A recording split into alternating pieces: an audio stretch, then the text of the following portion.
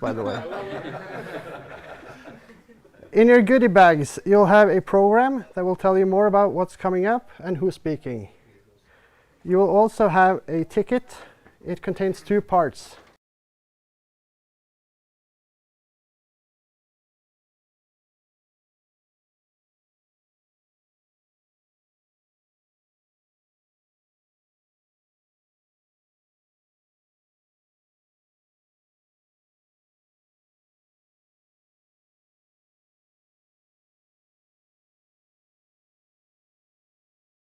So we were supposed to have Fred on right now, but we switched it up a little bit.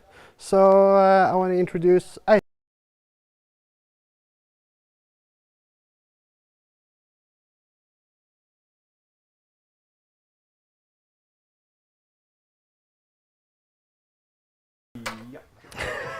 That's true. You too. Yeah. While they get mic'd up, I can tell you there was supposed to be a panel here today with 4 people. Sadly, 2 of the presenters were not able to attend due to personal reasons. But instead, we'll be getting Eystein and Trym, who'll be doing more of a fireside chat. So while they are talking, please don't be afraid to ask questions. If you do, wait until one of them or me comes running to you with a microphone, because everything's recorded and is sent on YouTube. So even though you guys are hearing it, the people watching on YouTube might not hear what you're saying if you're not mic'd up. All right. So as soon as they are mic'd up, we are ready to go with the governance. So have fun, everyone.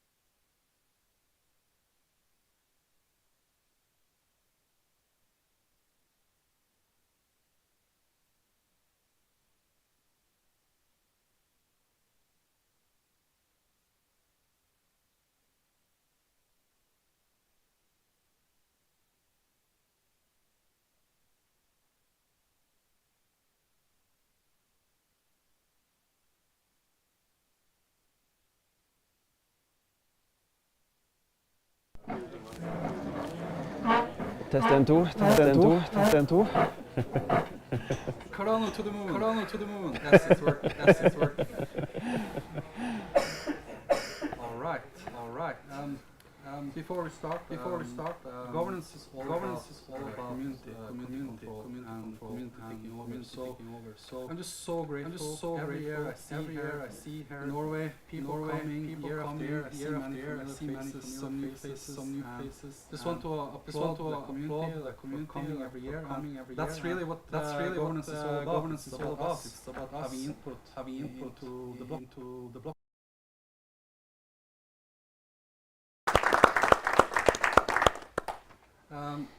Myself, I'm Eystein Hansen, run a staking pool, Ada Nord Pool, and I work for Norwegian Block Exchange. You can stake there.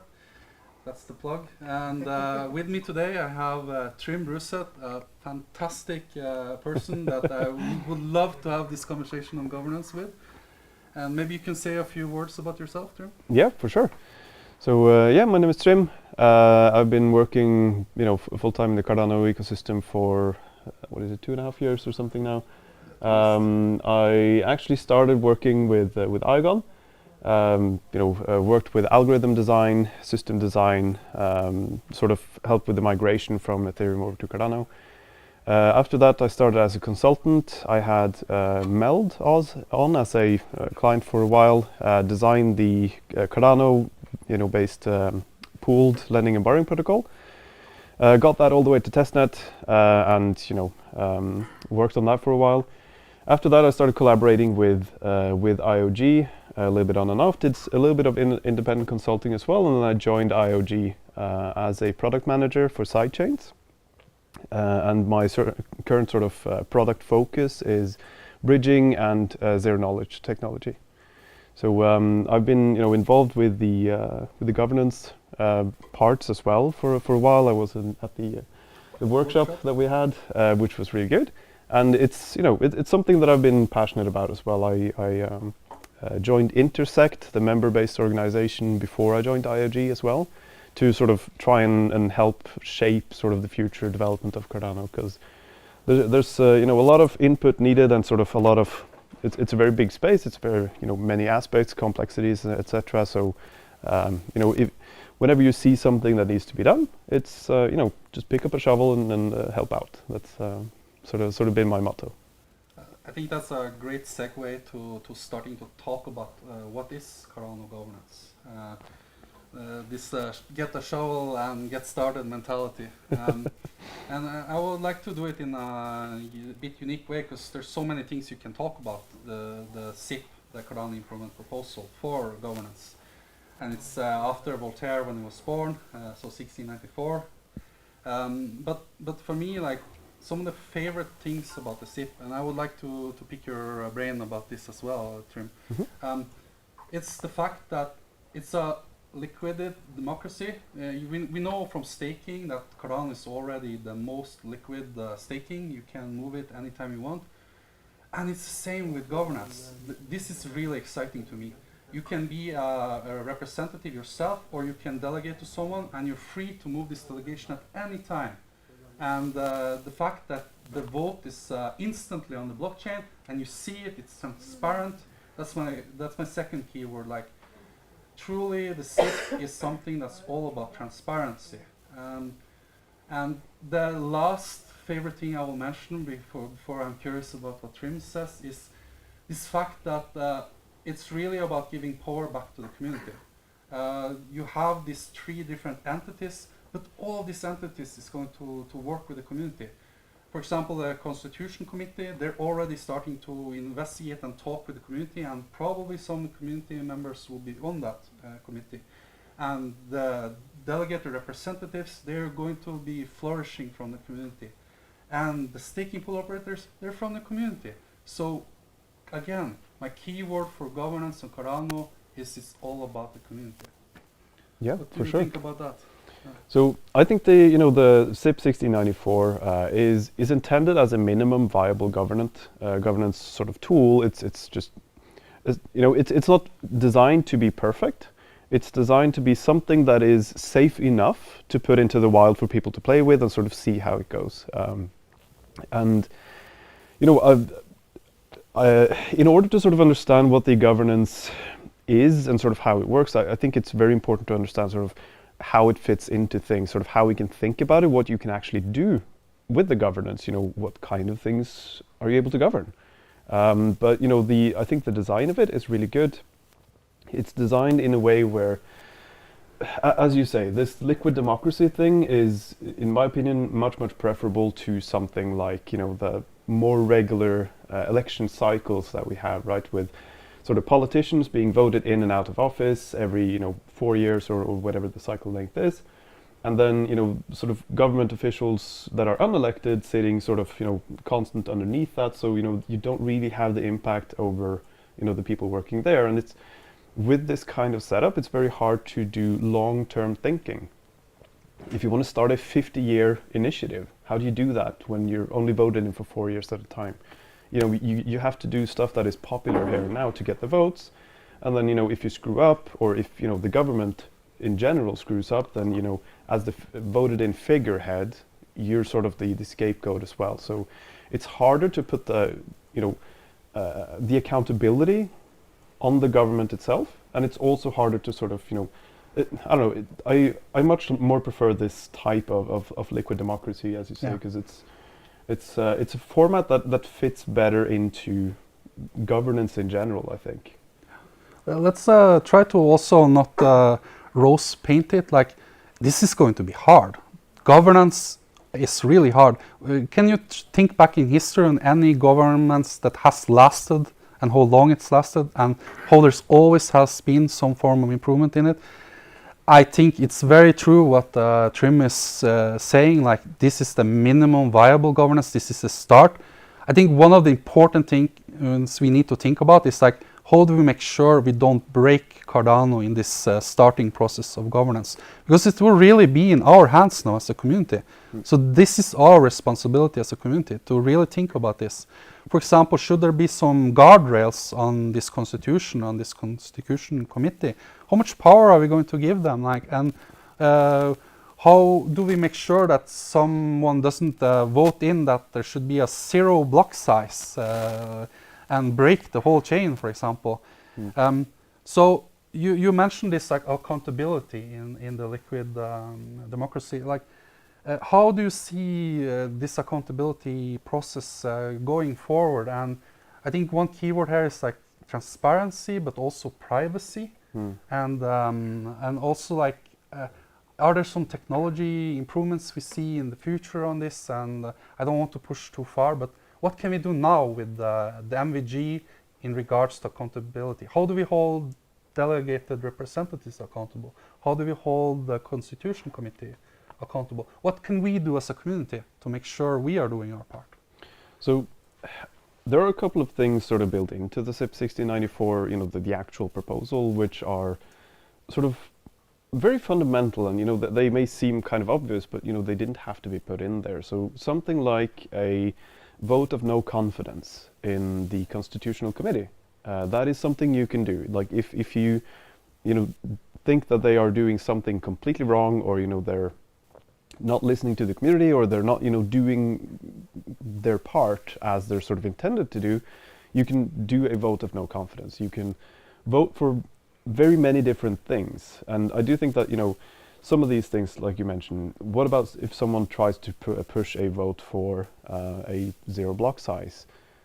That's part of why the Constitution is there, right? To sort of take these just inherently bad ideas and delay them a little bit, so that there is sort of a degree of sluggishness sort of designed into the system in order to make sure that these things can't happen. Because imagine, for example, a problem that has been seen, because another type of governance structure, DAOs, for example, are pretty widespread in, not so much maybe in the Cardano ecosystem yet, they're coming, but in the Ethereum and the sort of the EVM world, DAOs are pretty ubiquitous. And one of the things that have been pretty detrimental to a lot of DAOs is that they haven't planned for things like flash loans, for example, where a user can borrow an enormous amount of funds without any sort of consequence or collateral, and do some actions and then return those funds within the same transaction. So imagine that in a voting system, like someone is able to, multiply their voting power by 1 million with almost no cost. How do you design a system around that? So having sort of some guardrails and some sort of delay mechanisms in there to avoid someone doing, let's say that they're doing a flash loan and voting for a 0 block size, which would absolutely wreck the chain. You need to have some sort of guardrails against things like that. So I think it's a pretty good it's a good starting point, but we'll sort of see when it's live, sort of all of the what do you call it, the childhood diseases that that it'll probably have. We're probably going to be finding out all of these things that we aren't happy with, and then we can vote to change those, right? So I am in many of these governance debate, and one of my principles I have is like, we should try to err on the side of freedom. We should try to not make too many rules, but we should make the rules that's necessary to make sure we do not break the chain. I think this Constitution Committee currently strikes a nice balance there, because we as a community can also hold them accountable.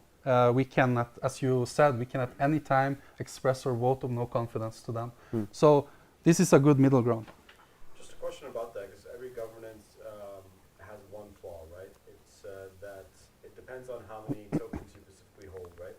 So I'm wondering how how the governance tackles that problem, in the sense that anyone that holds a huge amount of data can easily vote a no confidence vote on the side that they want, for example. So Okay. How is that approach being tackled? So that's a good question, and I think that can sort of bring us into, because we have a couple of topics that we wanted to touch on, and one of them is the challenges, right? And one of the challenges is how do we actually do the voting, right? Because if we're doing one ADA, one vote, that is one type of voting. And even if we have delegated representatives, sort of, that you can delegate your ADA to, then they are voting with one ADA, one vote, including their delegates, right? So it's the same sort of mechanism, but a little bit more advanced. There is a problem with that, obviously, when it comes to Wales, for example, that have a big amount of ADA.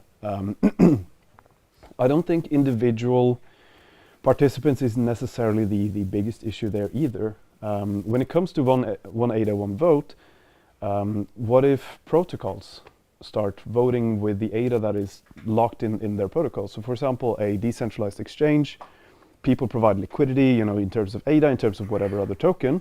What if they vote with that ADA? It's, ideally you would like a representation from, protocols because they have their own sort of incentives, but a core problem there is, imagine there is on average, 20% voter participation. Not very high, but it's something. Then for the ADA that is locked in the protocol, suddenly there's 100% voter participation of that ADA because it's controlled by the protocol. So suddenly they have not only a lot of ADA, but also a lot of fake participation in a way, because they are sort of forcing this ADA to vote on their behalf. So there are a couple of risks involved with the one ADA, one vote approach, but there are risks involved with any approach, honestly. It's, even slightly more advanced versions of that, like quadratic voting, like, nothing completely solves it, but the other sort of immediate talking point that people have brought up is the one person, one vote, right? So do KYC, and then you can vote, or something like that. Proof of personhood. Which has its own flaws as well. Imagine what you always need to imagine is someone with a lot of funds trying to mess with the system. So if you have a one person, one vote system instead of one ADA, one vote, this person that has, presumably a lot of funds to mess with this can go to somewhere where, people are happy to show their passport for, $3 or $1 or something. And as a global sort of governance system, is it fair to differentiate those? So, if we have one person, one vote, and someone goes to a country and pays 100,000 people $1 each to, just look into the camera or, whatever and push the button, it doesn't cost them anything, and they don't even know what they're doing. So, you can sway the vote in that way with approximately the same cost, right? Or, the same sort of starting point. So one person, one vote isn't necessarily ideal either. I think realistically, a sort of combination mixed system, Yes. like there's probably going to be some sort of mechanism for this that will allow, a better voting system. Atala Prism maybe has some developments in that area. But for now, I think the one ADA, one vote thing is the best that we can do at present. But with the caveat that this is one of the areas that we need to improve, right? So the minimum viable governance, not the optimal governance that we're deploying. Let's also take a step back and remember, like, we are governing a blockchain. That blockchain has to have a security parameter, like the 51% attack. So you need to also be able to express your power of voting as your ownership in that blockchain, because you're governing something that everyone has paid to have ownership in the proof of stake model. But as you also said, there's some dangers with this one person, one vote as well in getting those identities and misusing it. Those are forms of Sybil attacks, right? But I think the future will be a combination where we, for the core layer and the blockchain itself, we're going to still have some form of expression of the voting power based on our holdings. If it's quadratic or not, we will see. But I think the real potential here is in the community treasury funds, where we can withdraw treasury for different funds across the world. And already, if you think logical about it, the system we have now is going to have to improve, because You cannot have a single treasury for a global system. That's never going to work when you have hundreds of thousands of projects. So we are going to have to develop some regional and some local treasuries, and that's where I feel the real opportunity to experiment with other voting models will come. I actually am really on board with what Trym is saying. Like, let's do it the safe way now, and no governance system is going to be perfect. It's going to be different voting systems for different things that we need to do as a community. That's going to be the future, I believe. And a thing to remember about the one native, one vote is that you have, proportional to your voting power, you also have an incentive to preserve the value of the community. Yeah, right. exactly. So there is this sort of inbuilt incentive mechanism that sort of preserves the community in that way, because, you know, with the example of the one person, one vote, if you're paying voters, then, you know, anyone can do that. JP Morgan, if they wanted to take down Cardano, right? Like, you know, imagine if you're sitting on a money press and you can, you know, $1 million is nothing to you. Well, you know, if you can buy a vote for $1, then, you know, 1 million votes can have a very big impact on a governance system. So, I see you have a question. Yeah. First, I want to say I agree completely with you. I think no matter what system we have, always will be someone that will abuse it or want to influence it, or you'll find a way to influence it. Whether you put the votes to one major person, they would influence, as we do today in politics. My idea, or what I thought about in my head, I thought maybe we can have AI decide the program to always have its best intentions to be the survivability of the system in mind. So then AI will decide upon, of course, taking all these votes and then decide what's the best action to have the system grow. And then in a way that the AI is not, again, decentralized and can never be altered or messed up with. Because human nature, I think, will always have an interest of influencing, putting their own views and opinions and trying to control things. Yeah. But having a system that's completely, its own sole benefit would be to make the system thrive and the equality of everyone, then nobody can alter it in any possible way. And since AI is kind of developing now, I'm thinking maybe that's the next step. There's some natural things to take there. The one is that the SIP mentions this like smart contract guardrails. And that's a really cool place to look at those things. And I think we should have two thoughts in mind about AI. One is for AI to be a protection, and the other is for us to protect against AI going amok. I think governance is going to be really important for when we have self-autonomous AI, that we have some digital rules that's also verified by humans that are governing them. But on the other side, yes, of course, it's going to also aid us in the governance process. And we have to be really careful about that. But the SIP already opens up for this, that they have some form of experimentation with the smart contracts that will actually automatically give you an answer on some of these protocol suggestions. Maybe you want to add to? Yeah, because there's actually been done some experimentation with AI and governance, especially an example that I saw that was very interesting was tax optimization. How do you tax people in an ecosystem as effectively as possible in the way that, you know, it encourages as much growth as possible and minimizes everyone's sort of tax rate. And the models that it sort of came up with was pretty interesting. It was better than, you know, the political philosophy or sort of economics suggestions, right? The traditional models. It was somewhere sort of in between in that area, but, you know, it did provide a better sort of, you know, lower tax rate and still better overall sort of performance of the sort of little simulation ecosystem that I was running on. So I do think, you know, there's some interesting topics to look into there. When it comes to AI, though, you know, training, parameterization, it's very hard to sort of formalize exactly what it is that you need to do. Yeah. And if you're not formalizing exactly what it is that you need to do, it's hard to make it perform, you know, the thing that you need to do. And typically, a lot of the designs in AI are sort of black box environments. So troubleshooting if something goes wrong can also be very tricky. But, you know, that depends a little bit on the design. But I think one of the key sort of topics in the whole discussion, which is sort of what I've been looking most forward to discussing, is what are we sort of expecting from governance? Yeah. What is it actually that we can do, and what is it that we're actually building, right? Because governance as a word, as a verb, means to sort of decide on how a thing works, right? But government is a very specific type of thing. There's also governance over companies, right?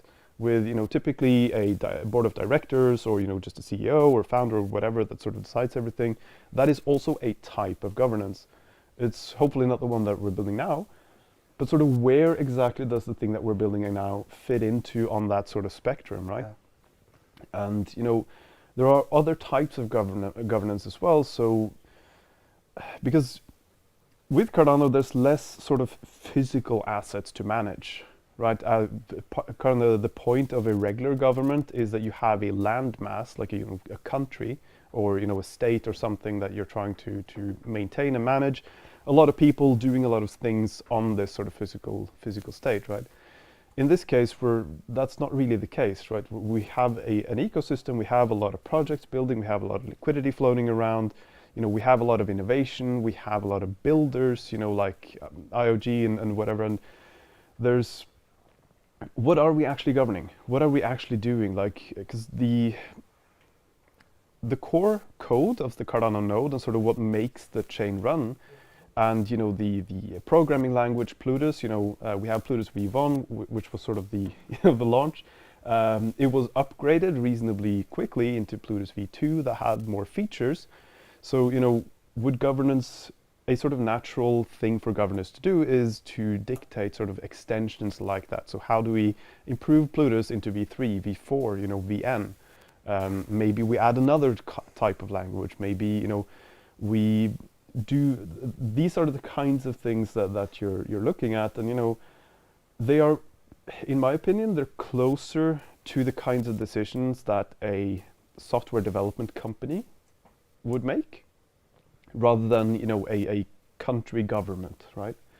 So it's an interesting topic, looking into what is it that we're actually making, what is this thing that we're trying to govern, and if you're looking at it like a company, then there is an initiative, or a type of governance structure of a company called a worker co-op, where the actual workers themselves sort of self-organize and manage the company, and their divisions and whatever, and there is quote unquote no one at the top, right?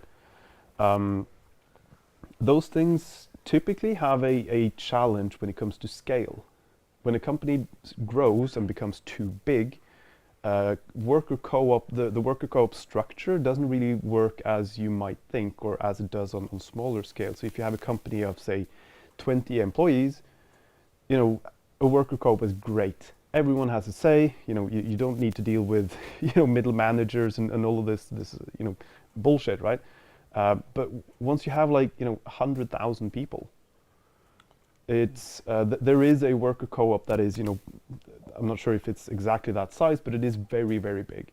And there has been some interviews with people working there, and for them it feels just like a regular job. Like, it doesn't feel like they have impact on the company itself, or sort of it doesn't feel like it doesn't give the same freedoms for the workers as in smaller co-ops. So there's some sort of challenge there when you're scaling up these things. And when you're thinking about SIP 1694 and sort of the Cardano governance, there's a lot of people in Cardano. There's a lot of ADA holders. There's a lot of people that are building, that are speculating, that are trading, that are just using the platform for NFTs. All kinds of things that they're doing in the Cardano sort of ecosystem. And Are you saying that governance is something different for different peoples and different holders of ADA? Yeah, I would say it is. Yeah. Right? Because for me personally, what I'm looking forward to with governance is the ability to influence the things that I see as urgent, right? As necessary, as, okay, for Cardano to keep up with the times, for Cardano to sort of really push the limit and be the, the bleeding edge tech that it is and sort of can continue to be. we need to do some, certain decisions. We need to, for example, do we need to change the fee structure? And if so, how do we do that? Because there was a huge discussion about this earlier this year. Some people were pushing for a fee market. Some people were, pushing for something completely different. Tiered fees was something that was proposed by IOG. There's a lot of nuance there and a lot of, different options. I even wrote a Cardano improvement proposal for a transaction prioritization mechanism that doesn't introduce a fee market. But something like that is important when it comes to scaling up Cardano and sort of adding more functionalities to the ecosystem. So that is something that I'm very passionate about, but not everyone even understands what it is or why it's important or what the trade-offs are. So if we're all sort of voting with the same power for that thing, how do we figure out the best way to go about it? I would love to add it to this. What was a really turning point for me regarding this was to get my hands dirty, so to speak, on the Summuit testnets. I tried to make an explorer to really see all the data. I looked into the database. What are we actually voting and how does this actually work? And as Trym says, we really have a lot of technical side challenges that we are going to be working on very early now for Cardano governance. But as he also pointed out, governance is going to be a lot of things for different people.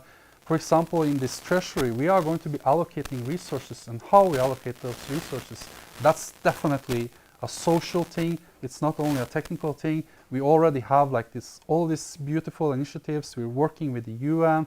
We have the Cardano neutral climate things. We have all these great efforts. And this is another layer on this governance that is going to be about the human side and about how we decide to prioritize the resources on the Cardano network. But the main thing is to make sure that who you as a voter are, you are going to delegate to someone. I think the key thing is to get to know your delegator, your delegated representative. The technical side of it opens up for this. You have this anchor with data that you can put, and this metadata standard for this is still being developed right as we speak now.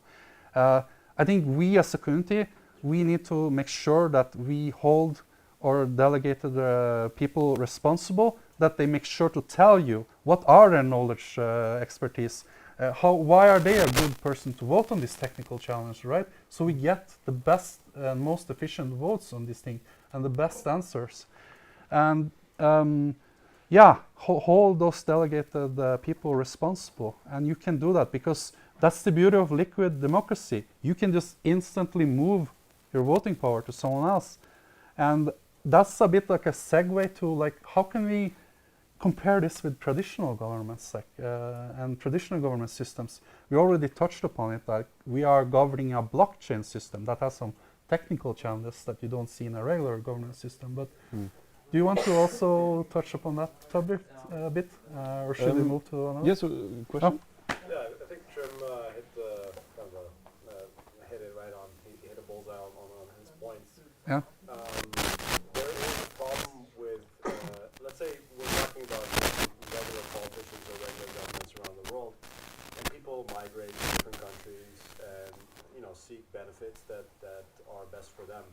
For example, in Norway, you have good social benefits for families, and people come here for social benefits sometimes, right?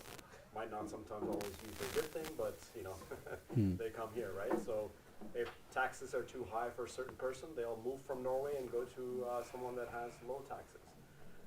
My point is that so when we're focusing on the voting power and voting as well, are we going to make it transparent in terms of the delegators that vote? And also, how do we know that the voting is going to be just focused on Cardano? Because you have these people that have different wants, right? You have the dApp developers, you have the companies that are building on Cardano that have different asks, maybe not aligned directly with ADA holders, right? Yeah. So how do we differentiate, in terms of the governance? Are we as you said, what are we building the governance for? Are we building it just for the incentives of Cardano holders, or are we building it for Cardano ecosystem people building on top of it as well? Because if we're just focusing on one thing, then we're just driving at ADA value. We're not driving at anything else in terms of, you know, ecosystem building on top of it. I have a few, maybe you can. For example, DAOs and smart contracts. SIP opens up for being a delegated representative through a smart contract. That smart contract can then be a DAO that organizes and votes in completely different ways, and with people who are either ADA holders or completely disattached from ADA, and still have that voting power. I think definitely layer 2 governance is important. I thought a lot about this when I was thinking about constitutional work, because what is a constitution supposed to do? It's supposed to set very good ground rules and values so that you can flourish in that nation or that ecosystem or wherever. I think that's the case also for Cardano. It should be about flourishing for the whole Cardano ecosystem, not just ADA holders. We have to be really careful about how we think about expressing this voting power for layer 2s, DAOs, smart contracts, even like if you can sell voting power to bridge it across ecosystem. There's a whole lot of problems there that we need to solve. And I don't have the best answer for it yet, other than make sure we have the guardrails, make sure we hold all of the delegates responsible, be it if they are from ADA holders or if they are from other communities. And is it planned to make it transparent in terms of voting and which the Yeah. delegator votes, yes or no? That's the really beauty of it, and that's why I wanted to segue to the traditional governance. On Cardano currently, you can see immediately the votes as they happen, and you can tally yes, no, abstain live on the blockchain. It gets ratified during the epoch boundary and then enacted during the next epoch boundary, but it's always transparent and on-chain. So just to sort of add to that as well, because having everyone see your vote immediately is obviously not that attractive, for especially when it comes to say it's a controversial issue, right? And you want to vote with your, you know, what you think is right, but you know it's going to create some controversy. You know, maybe you have an ADA handle and people are able to sort of connect your wallet to your Twitter account or something, and you're afraid of persecution. This is something that can be improved with, you know, zero knowledge tech. So where you can do actual verifiable, you know, vote counting, like, okay, we have exactly this amount of votes for this thing, but without the transparency, the surface level transparency, where people can sort of see which wallet did which vote. So, you know, there are lots of these things that are sort of coming to improve, you know, the system as a whole. But, you know, the point of minimum viable governance is to get the ball rolling and then improve it as we go along, right? So I think we're close to out of time.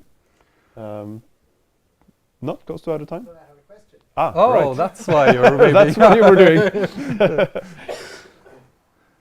Yeah, so we recently had Catalyst Fund 10, and we did. there was a lot of controversy with Yes, a it lot was. of downvoting. Yeah. Considering what we've learned there, what are your guys' thoughts on downvoting in more of a governance perspective? So I think when it comes to Catalyst Fund 10, it was a controversial one for sure. There were a lot of things that, you know, weren't as prevalent in the previous rounds, and the downvoting was, you know, a big one, because the way it was sort of set up is that you could downvote as many proposals as you wanted with no sort of consequence. Like you voted with full power for each one, and the problem with that is it sounds innocuous enough, because okay, you know, maybe you just identify the bad proposals and you're downvoting those, but it does incentivize strategic voting, which means that, you know, if you're proposing in a category, you have a rational incentive to downvote every single proposal in that category regardless of merit, which is not what you want, right? That's a poor incentive structure. It's not really doing what was sort of intended with the no votes. So they're replacing that in Fund 11. There's no downvoting on projects, but it does sort of show a little bit, you know, what we're up against, right, when it comes to voting and governance complexity. So, you know, for something like, you know, Catalyst funds is sort of limited, right? You have a set fund that you're distributing to projects that have this, you know, process that they go through with applying and everything. And there's only, you know, so much that can go wrong. Like the worst thing that can happen is you're distributing a limited amount of funds to, you know, people who are not the most deserving, but, you know, like they're still on there, right? When you're opening up the treasury, the full Cardano treasury, right? That's a different story, because then you're sort of dealing with a different scale, different consequences if things go wrong. So, you know, it's very important to keep these sort of incentive structures in mind, and also, you know, make sure that we're not setting up a structure that has the same sort of inherent flaws as sort of the system that was recently replaced. To remind everyone, Catalyst is just a tiny portion of the huge Cardano treasury, and all of the Catalyst tonals start with "things may break." This is an experiment. I think this is a very good place to do these experiments with different voting methods, quadratic voting, etc. I was a co-author on a paper, Kenrick et al. It's called Democratic Pluralism, where we did some really heavy analytics on Fund 10. And actually, we were more concerned about this, like Banzhao power index, like how bigger whales are able to express their power more efficiently than smaller voters. And one of the main things I am passionate about for the governance is to make sure that we don't get like voter fatigue, where voters feel like it's not useful for me to vote because my vote doesn't matter, right? I'm a firm believer that voting should try to express your social opinion in an efficient way, and I don't think it's good for you to be able to unlimited express a negative opinion. That doesn't sound like a efficient government system to me. But I do think you should be able to express if you're really concerned about something, you should have some form of able to downvote that. So I do believe in some limited form of downvoting, but definitely not unlimited, because what you're doing really is you're multiplying your voting power. As a whale, you're then able to vote on everything else and at the same time vote for your project. So that's going to be detrimental. And I think I agree very much with what Trym says, like we should be very careful about experimentation on voting methods, on all the main things like blockchain parameters and all these things. But on the smaller treasuries, that's where we're going to see innovation. And I hope we're going to be brave as a community to do some innovation there. And I do think that, you know, the voter fatigue thing is a very, very real problem, especially when it comes to some of the more complex issues, right? So, as an example, in order to facilitate zero-knowledge technology on chain in Cardano, you need to add some primitives. So, you know, BLS curves and some other things that are being added. But, you know, as a regular voter, if you see a proposal being put forth, like, you know, okay, add BLS curves to Cardano primitives, and, you know, a big sum requested for that, are you going to vote yes for that? Because you're not necessarily going to understand exactly why it's needed, exactly how much value it's going to unlock, etc. So how do we sort of strike that balance? Because understanding why it's even relevant takes a long time. It takes a lot of knowledge. It takes a lot of, you know, academic know-how and sort of understanding of the tech. So it's a very, very, very small portion of the people that are, you know, reading that thing or able to read something like that would actually understand what it's all about. Whereas everyone is able to vote. So, you know, some things like that might be a little bit, you know, tricky to understand, and more sort of down to earth, you know, protocol parameters, like, you know, the K parameter that people want to increase. What are the consequences of that? Well, there's a bunch, because, you know, suddenly a lot of stake pools are now way oversaturated. So the K parameter, for those who don't know, defines what the saturation level of a stake pool is. So that means if you have 60 million ADA delegated to your pool, you're close to the saturation point now. if you increase K, you decrease the saturation level. So, you know, it's a target on how many stake pools you know, should be operating at full saturation. So if K is 1,000, that means that, you know, ideally 1,000 stake pools would be out there with complete delegation to saturation level based on the, you know, current circulating supply of ADA. So increasing K sounds good for smaller stake pools, but, you know, the big stake pools that have, you know, full saturation levels already, that maybe have multiple stake pools set up, suddenly they have to double the amount of stake pools that they have, and you know, they move the delegation around. So, you know, there are nuances to a lot of these things that we're going to be able to influence, like the protocol parameters, like, you know, why aren't we making the block size bigger? Why aren't we, you know, all of these kinds of things? Why aren't we lowering fees, for example?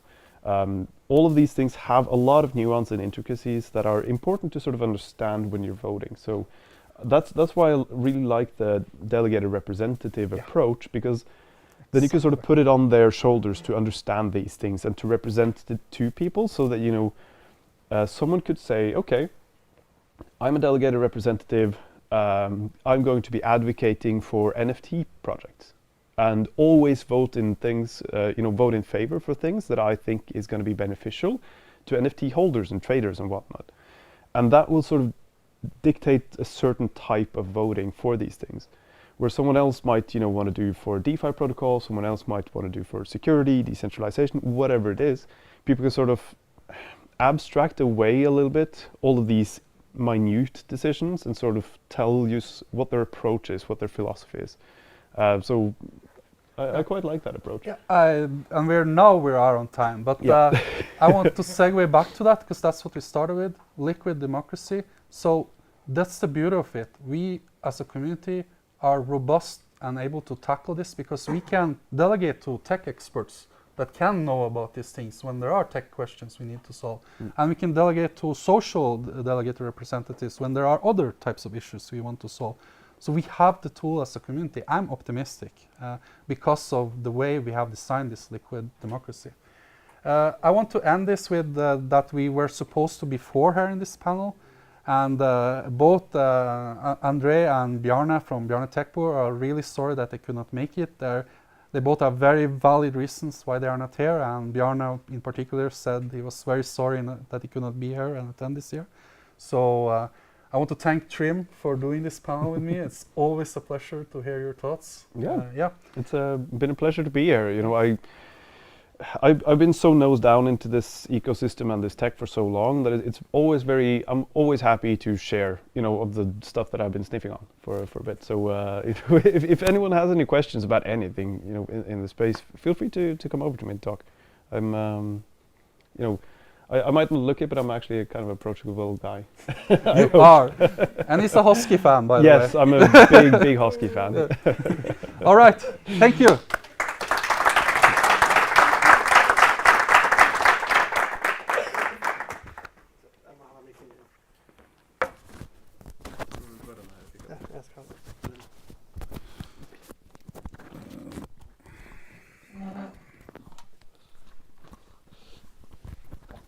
All right, so that was the governance talk today. We were supposed to have a keynote by Frederik Gregaard from Cardano Foundation, the CEO, but we had to switch it up, so that's going to come on now instead. But before he goes on, I just wanted to say that if what was spoken about now, the governance process that we're in, if that's something that interests you, I'm glad to announce that in sometimes in 2024, we have not set a date yet, there will be 2 workshops. One of them is going to come real soon. I'm probably going to announce the date next couple of weeks. And the next one's going to come sometime later. So if you want to be part of the governance process, we've already hosted a SIP 6094 workshop, which was really fun. You got to dress up as Vikings, so that was fun.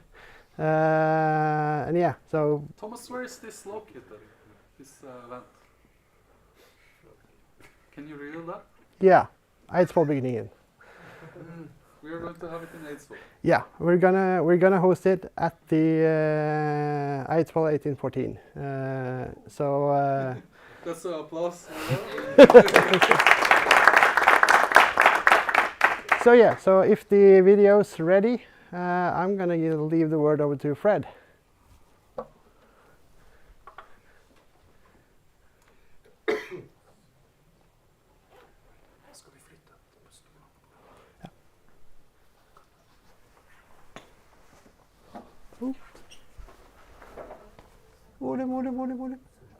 As many of you know, this is a huge honor for me to open this summit, particularly because of my roots.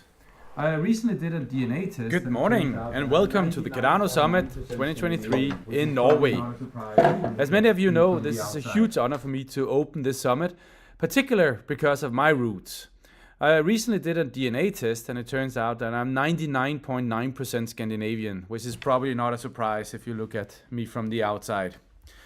Nevertheless, I just arrived back from Dubai, and I know your summit is a little bit later, and I had the opportunity to actually meet many from Norway at the Cardano Summit in Dubai.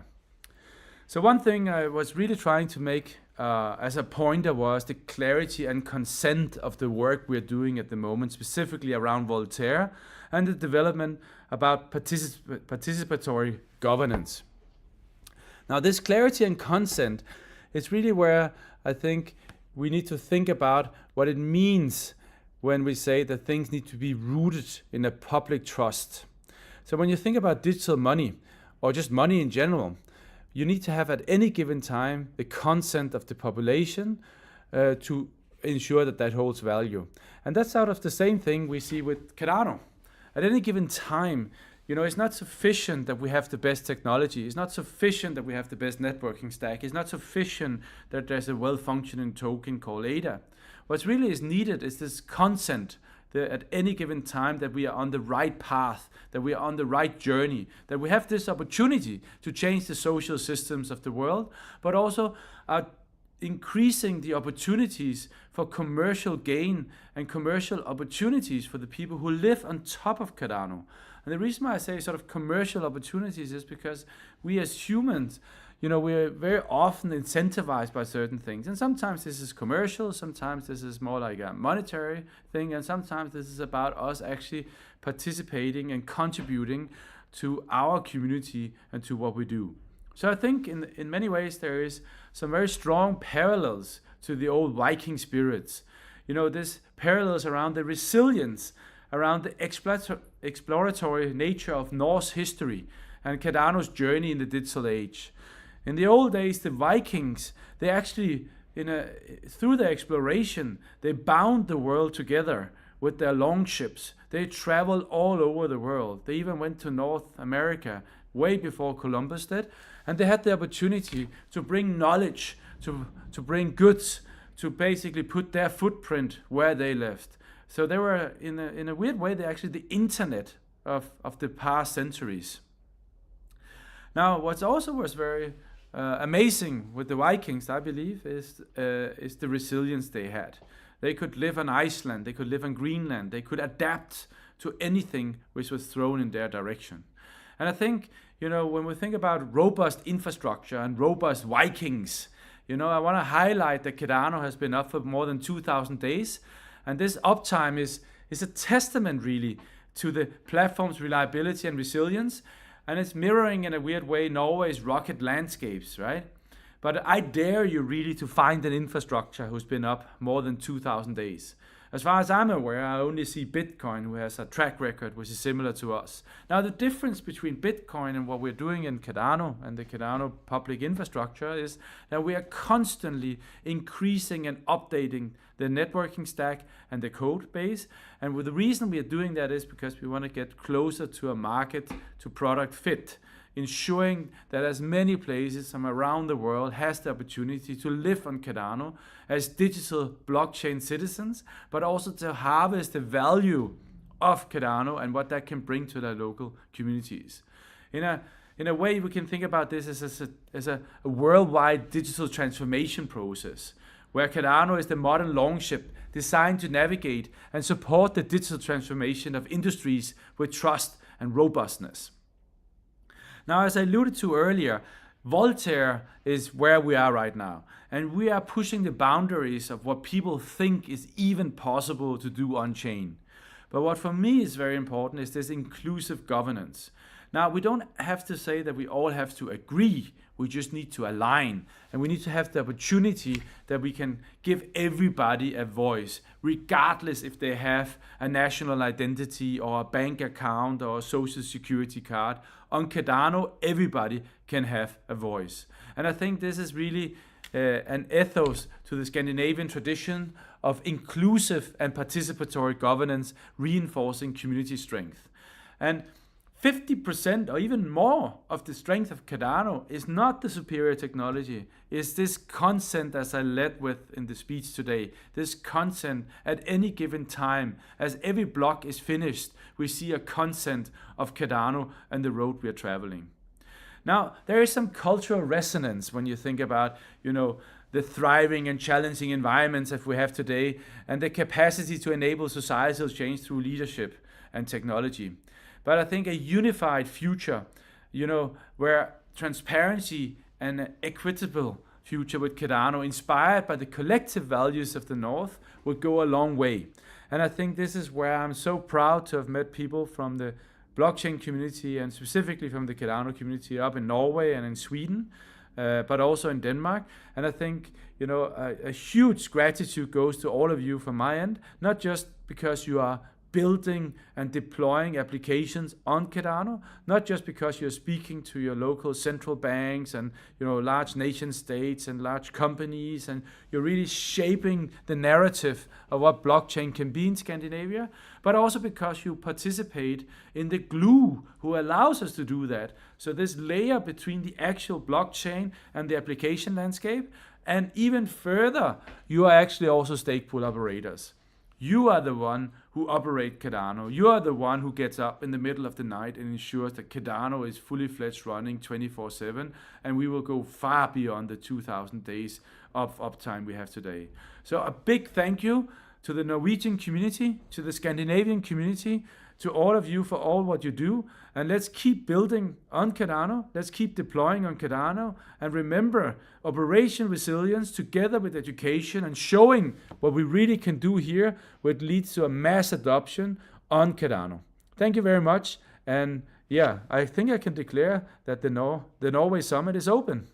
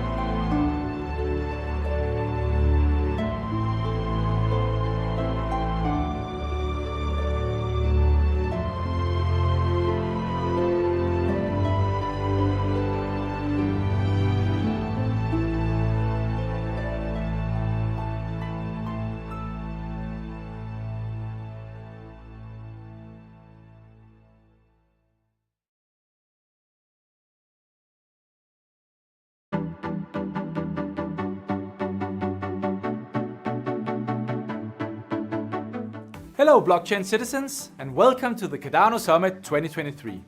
Our wonderful global event bringing together some of the brightest minds in blockchain. The summit is a massive endeavor involving multiple teams across the Cardano Foundation and our community. It's a beautiful thing to see it all coming together. We always want the summit to be a celebration and an inspiration, a global hub to exchange ideas. So we made sure anyone could have access to the summit experience. Dubai is a melting pot of brilliant talent. We will have a great main stage event there, but there is also over 25 community-led events happening around the whole world. And for those who cannot make it in person, this app will give you virtual access to the live sessions and on-demand content, while even letting you connect and start conversations with other attendees around the world. We at the Foundation have prepared a full agenda of thought-provoking sessions ready to get the conversation rolling and help all of you architects of the future. We planned it around 3 core areas: operational resilience, education, and adoption. Why, you might ask? First, because we need a strong, reliable network that others can trust will perform the way we need it to be. But we also can't expect them to use it if they don't understand what blockchain doesn't do and does do. So education really plays a vital role in the road to adoption. And then yes, we will have more and more organizations benefiting from the blockchain and what blockchain brings to society. It will help them to increase the traceability of their operations and authenticate the products, and even contribute to the reliable reporting of their sustainability efforts. So take a close look at the agenda and mark the sessions you want to attend. I hope they'll make you want to build further and be part of the change we all want to see in the world across us. Of course, there's already a ton of fantastic work being done across the Cardano ecosystem. So for the 2nd year in a row, we are recognizing the very brilliance with the Cardano Summit Awards. People really deserve recognition for the wonderful things they've accomplished so far. But we want them to go even further, and we know that sometimes it does require a bit of help and some incentives. For the first time ever this year, we launched a Cardano Summit Hackathon. It's a way of not just bolstering the operational resilience and using our tools of our marvelous blockchain, but also working towards Voltaire, Cardano's governance phase. You'll get to find out who won the hackathon during the Gala Awards dinner on the last day at the summit. Before that, right at the opening, we received 10 outstanding early bird startups building on Cardano pitch their projects during the Battle of the Builders. It's one of those many ways the summit will help to connect the Cardano community with businesses and industry and impactful initiatives. So join me to find out who takes home which prizes. See you in Dubai, around the world, or at latest in this app.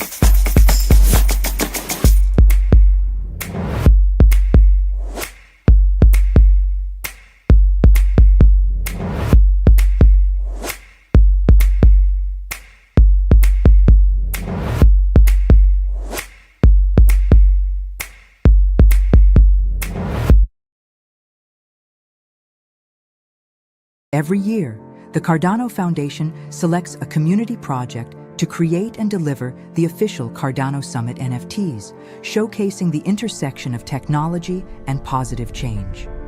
This year, the NFT collection will revolve around the theme of blockchain for social impact, emphasizing how blockchain can contribute to creating a better world. Empower has been chosen as the partner to bring this theme to life. We're Empower, and if you let us, we'd like to change the world.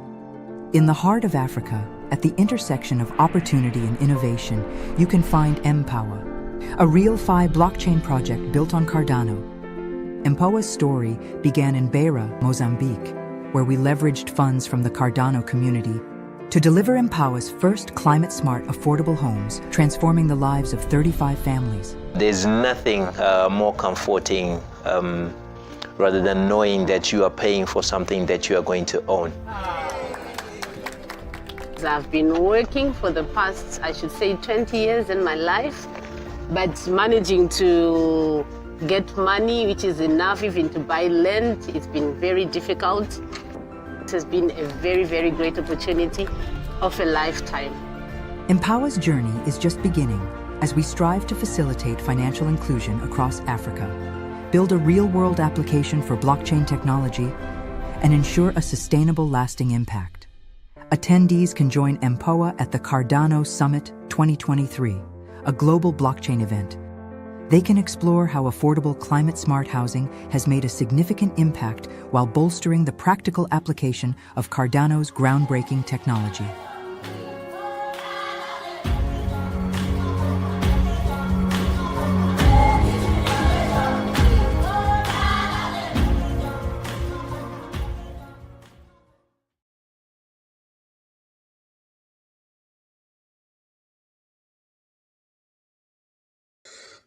Hi, everybody. Hi, guys. Hello. Hello. Everyone doing okay? Yeah. Absolutely. All right. So we are here today to talk about the Cardano Summit main event that went on in Dubai last weekend. And everyone here except for myself and Eystein attended. It is okay, Eystein. We can go and leave those guys home next year. Well, yeah. Before we start, I want to let you guys introduce yourselves. Let's see. You can start with you, Daniel. Yeah. So hey, I'm Daniel. I'm the founder of Fraction.Estate. Been in this space since 2017. And I started my blockchain journey in 2016. Yeah. See, Eystein, you're next to Daniel. Come on. Oh, okay. Eystein Hansen, Ida Nordpool, 2017, and yeah, I work in the Norwegian Block Exchange together with Alex. Yeah. Since you mentioned Alex, you can go. Yeah. Hello, everyone. Alex Karpov, the CTO of NPX. I'm the newcomer to Cardano ecosystem. Excited to be here. Nice to meet you guys. Yeah. All right. B, come on. Yeah, hi. I'm B, founder of Crypto Girls, and I've been in the space since 2021, I guess. Yeah. Yeah. All right. Kinetic, most of you already know you, but you got time to repeat yourself. Okay. Hello, guys. My name is Kinetic Elmheim. I am the founder of Crypto Labs, a non-profit organization here in Norway to educate and teach people about any blockchain, any layer 1 and layer 2. If it's blockchain, we want to know about it. And I've been in the space since you can CPU mine the Bitcoin.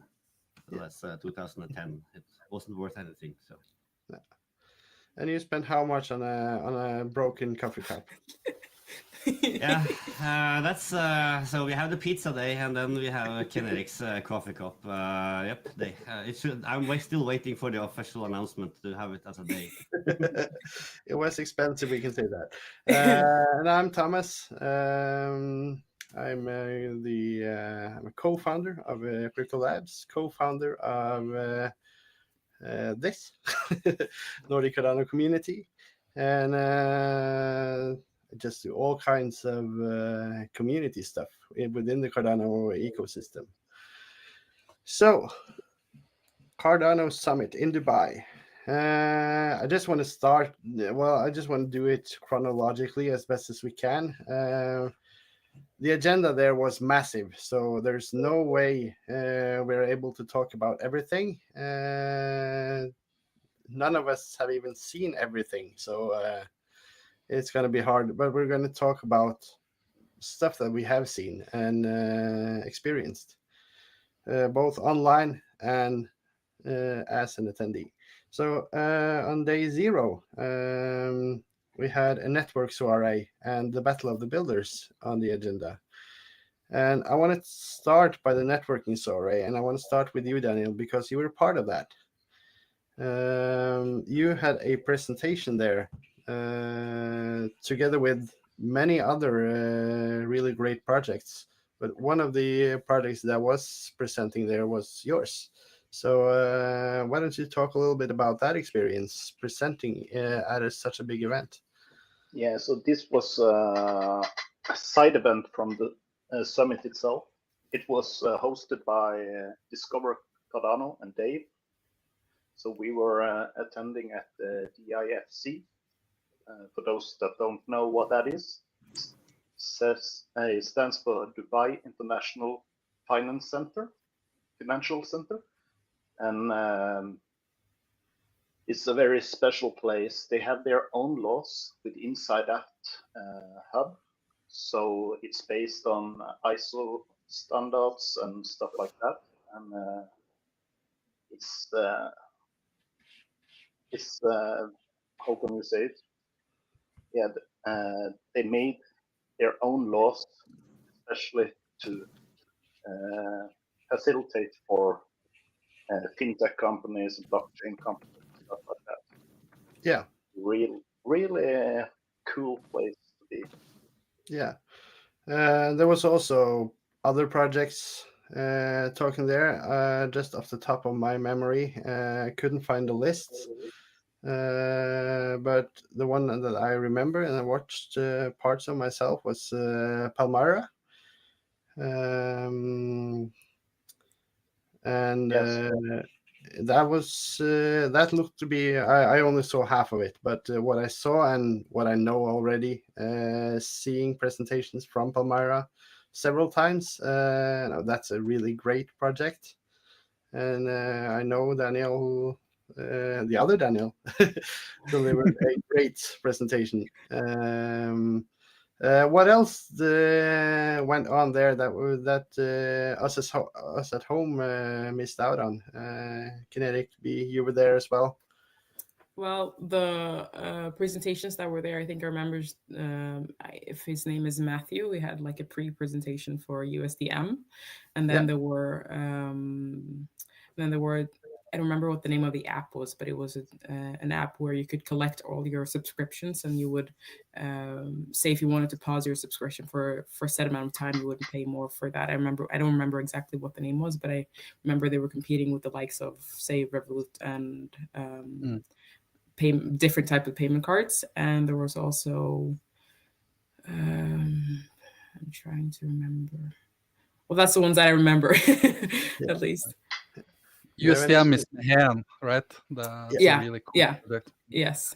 So we also had Fluid Tokens, IDO Pass, Emergo, and Sustainable ADA there, I think. Yeah. Your camera is frozen. There we are. There we go. And I think one of the most interesting things about the center was that at some point, they did actually have 2 presentations from one director of DIFC and another one who was working there, and they informed that on the railings there were like a bunch of different companies, that a lot of them that are very much known, and apparently they had they had been working with them for a long time. So, having those big companies working with DIFC is really positive for us and positive for them as well. Yeah. Let's see. Do you have anything to add from day zero, Kinetic? And also you, Alex, if you were there, I'm not sure if you were there. Well, I wasn't there. Yeah. I didn't make it. We were looking for him. I planned to be there actually, so it was a busy week. But at the airport on Wednesday evening, like all Turkish airline flights were cancelled, and like I wasn't able to join. The reason was ironic. There was a computer program error, wasn't it? For first time I got from a news message that like it's a cyber attack on Turkish Airlines, and that was insane. That's quite funny. It wasn't me or Eystein for sure. I know we have alibi. Okay. Well, you were working on your computer most of the time, so it could have been you. Well, back to the question, Thomas. So I know about their work from the IFC back all the way to 2016. And it was amazing how fast and how much energy and resources they have put into this. And it totally blew my mind when I came to an official government building and you actually see the Bitcoin logo and the word NFTs and in front of it. It was like, it's not a tiny one, it was like 8 meters by 6 meters something, you know. There is a big mural on the wall of the building, and that mural is an NFT. So they're all in. So they are very, very, very bullish, and I have been with for quite a good time. And they have put. It's the first one I ever seen of official government building with crypto in front of it. It's actually, it was larger than the entry sign. That's cool. And then as Daniel also mentioned, it's a little bit like they have actually created a legal jurisdiction inside a legal jurisdiction. So they have made a full, let's say, commercial laws in a let's say a area in Dubai, and that is where they have their own judges and own courts, and this is for basically around 3,000 international companies that had established themselves in Dubai. So that kind of like that mindset, that perspective, like from like in the Middle East. Would you say it's crypto friendly? Like, because I'm just curious about like your impression from that. Especially very.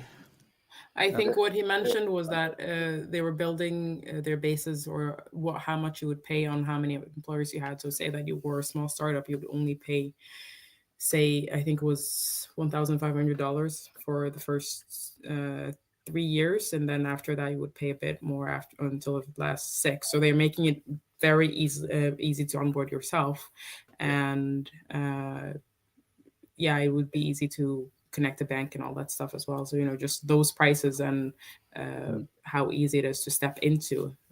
I think it would be very crypto friendly, yes. Or very friendly. It was the first 5 years, it was $1,500. Yeah. Nice. And then they would increase it after that, because then you're up and running. Yeah. And a lot of the things that you're talking about right now is something that Marwan Al-Suni mentioned as well in his opening speech. He had the welcome to Dubai speech on the main stage on day one. So this is a good transition to that. Because exactly what you guys are talking about right now is what he was talking about there, was that they are doing a lot of what you see here. They are making sure that it is easy for international companies to come to Dubai and start the onboarding process. But they're also making sure that everything is tracked on chain. He did not mention what chain they are using, and if I should guess, it's probably not decentralized, but it is done on chain. And everything from government payments. You get government officials get their income through blockchain.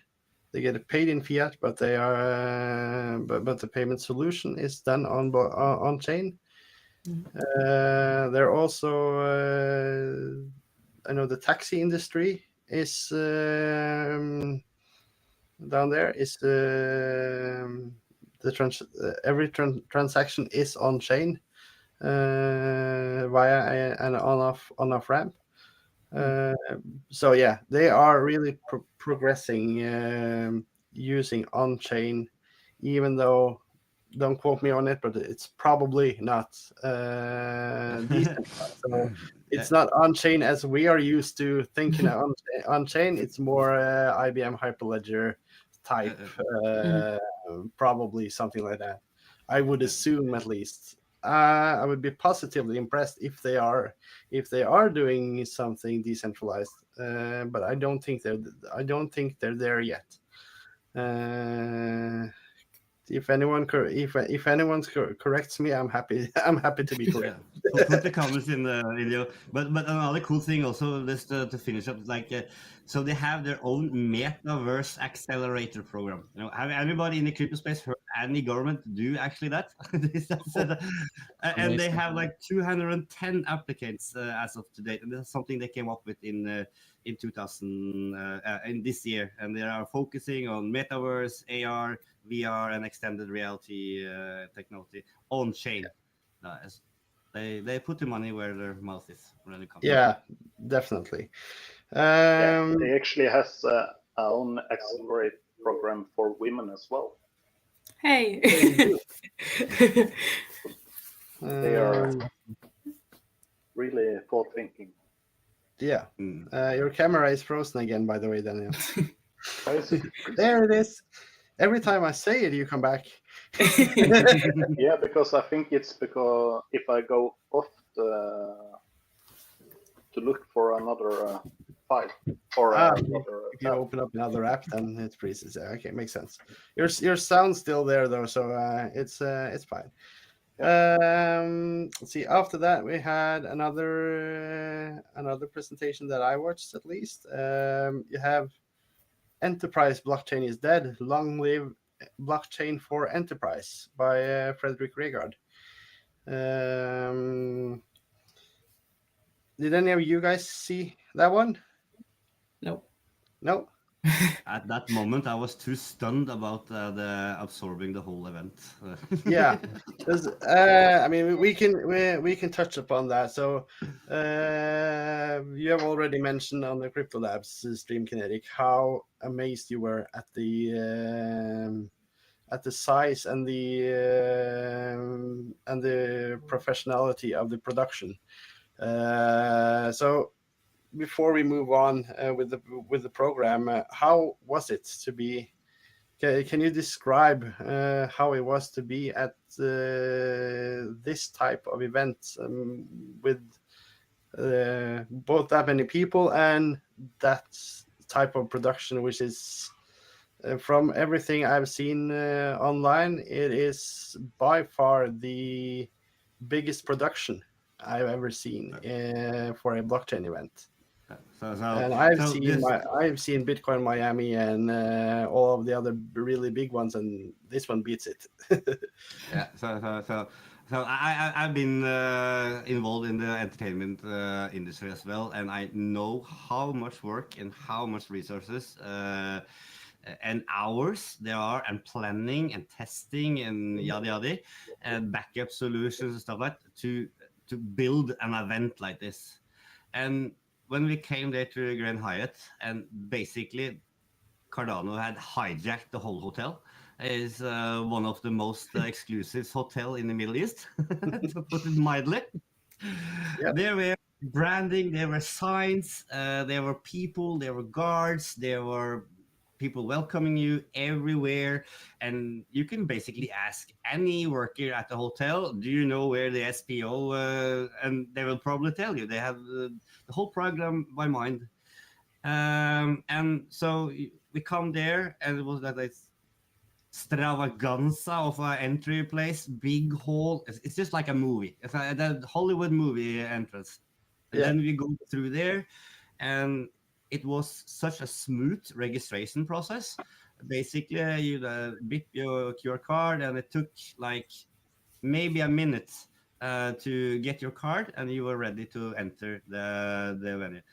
From other venues I've been to, and I've been to a lot, it's like at least minimum 30 minutes to 15 minutes in queue just to get in.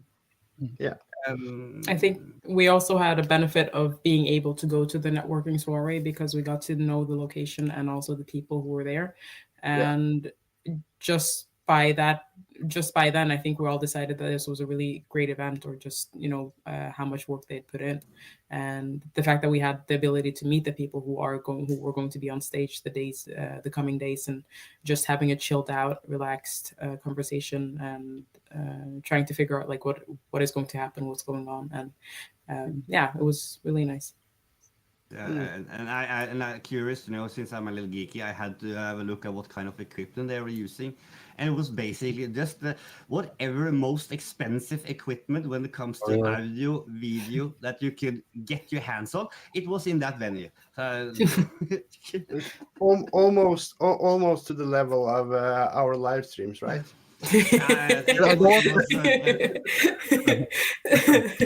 They're just missing you, Thomas. Yeah, and they profiled the whole building, and it was put so much effort into the most tiny details. So, as from my experience in this space, this was the most insane production when it comes to a crypto event. It actually is like there it is. Just pull. If you take a look here. I'm going to put you into full screen mode. Yeah, I can. There you actually have Bea and Kinetic in front of it as well. Yeah, you got Kinetic and Bea. So, this is the entrance, right? Yes. Yeah. So, and then let's get back to Before we move on, Thomas, I heard that you guys were amazing there. Like the Nordic community was really noticed, and you took care of each other. And I just want to also hear from Daniel and Alex, like how it was, especially for Alex, to be there as a first timer that's a programmer and developer, and to see this new community. Like that would be really cool to hear. Yeah, for me, as you mentioned, I'm new to the community entirely, and I didn't know what to expect actually. And before I already mentioned, I was able to attend the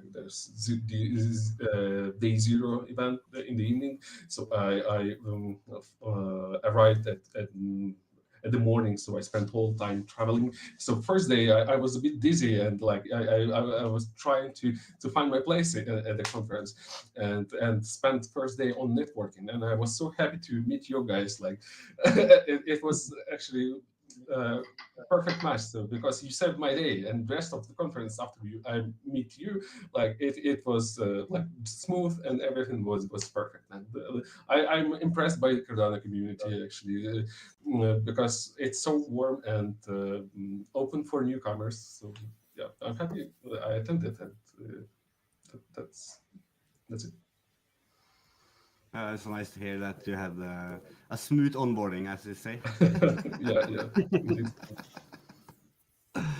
That's great. Can you guys hear me? Because I disappeared for a second, and I can hear you, but now your camera is frozen.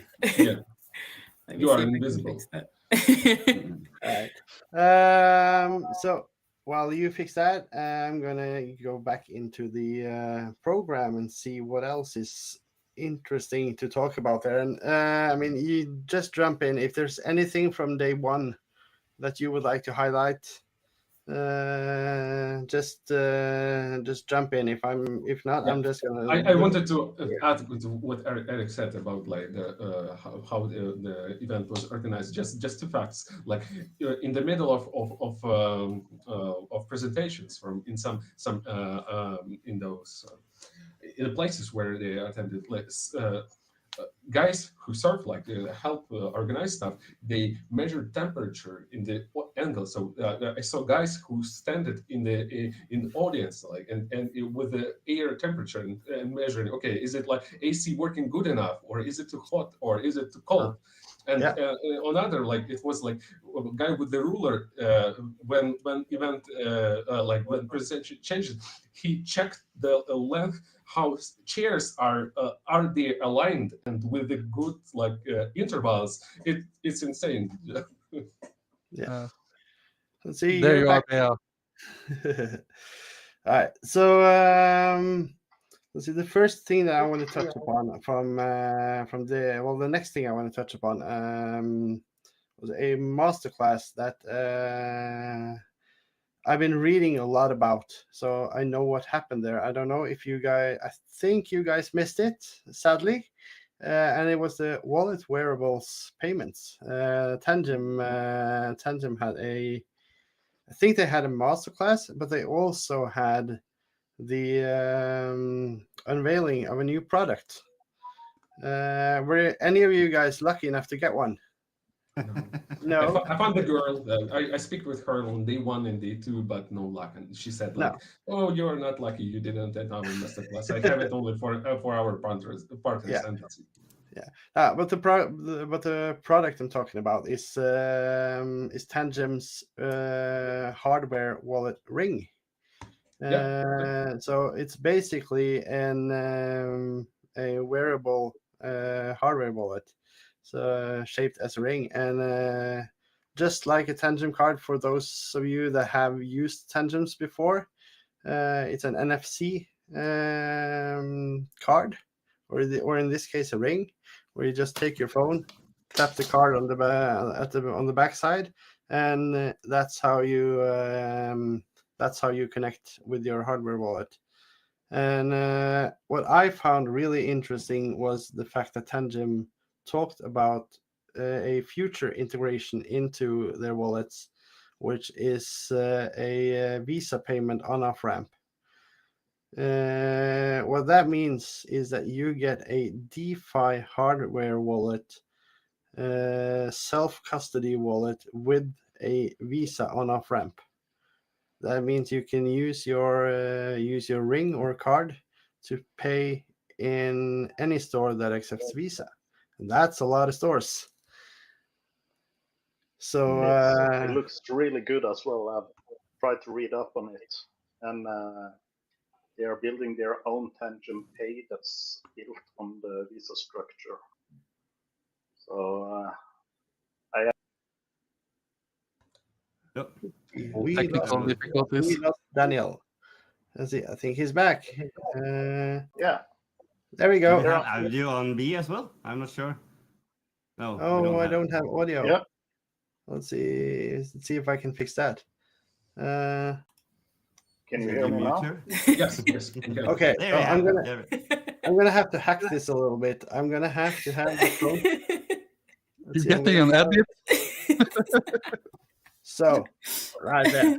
That's it. So, we got audio from the frozen camera, and we got only camera on that's working. So we got both audio and camera for you now, B. Thank you. I think B can add on some more around this new wallet. Yeah.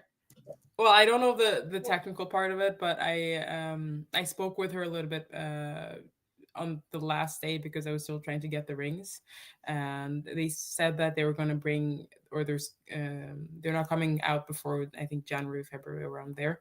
And yeah, that's pretty much what I got. I also have two of the cards. I got to test those as well. It was really good, really cool.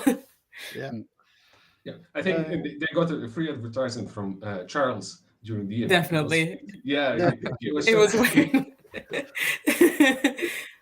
the next one I want to touch upon was on I think that was on the main stage. I don't know if you guys saw it, but I've seen it, and it is how to build and maintain a stable blockchain. You had Alexander Moser from Cardano Foundation You had Samuel Leathers from Input Output, Nick Cooper from First Field, Nico from DC Spark, and you have a very interesting guy, and especially for Norwegians, which is Dominic Schneider from IOTA, co-founder of IOTA. And why he is interesting for Norwegians is that the other founder of IOTA, David Sundstebø, he is Norwegian. And I may be biased there. He lived 2 streets from me when I grew up, and we're about the same age. So he's just 4 years younger than me, and we grew up in the same place. But yeah, it was really interesting to see that they brought in people from other blockchains as well to discuss how do you build a sustainable blockchain that is secure, that has no downtime, and that is reliable. And I mean, IOTA is a great example of that. They have proved to be one of the most reliable blockchains there is. So that's what they were talking about. I don't know if any of you guys got to see any of this. Nope. No? Nope. I didn't. Did I get to do more of the Dubai Summit than you guys that were there? You got to watch more than we did. My thought about it was that I could do all the things that wasn't recorded. Yeah. And I could get home and watch it all afterwards. So I would get the best of both worlds. Exactly. Yeah, I completely agree, and I would have done the same if I were there. But yeah, it was really interesting to see, and I was watching this live on the app, and I could not help myself laughing because the entire chat was just full of the same comment over and over again from different people. That was good thing Solana's not represented. But in seriousness, like, it's so cool to see that Cardano is interoperable with all these blockchains, and probably you have seen this in some of the other sessions. Like, you have Polkadot, you have Cosmos, you have all of these different blockchains, and they're collaborating with Cardano, and that is such a powerful thing. So yeah. Let's see. Let's move on. We also had something. We had. Let's see. We had Michael Madoff from IOG. He had a. I think that was at the pitch arena. Where he talked about minimum viable on-chain governance and why it matters. And even though you haven't seen it, Eystein, and I haven't seen it because it was not recorded, I thought this is something that we should talk a little bit about, because this is something that you and me both, and more of us even, are passionate about and are working on a daily basis, actually.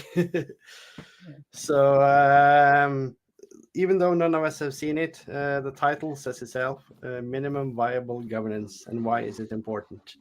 I participated in that. I saw it. I saw it. You saw it? Okay. Yeah, I was there actually. Yeah.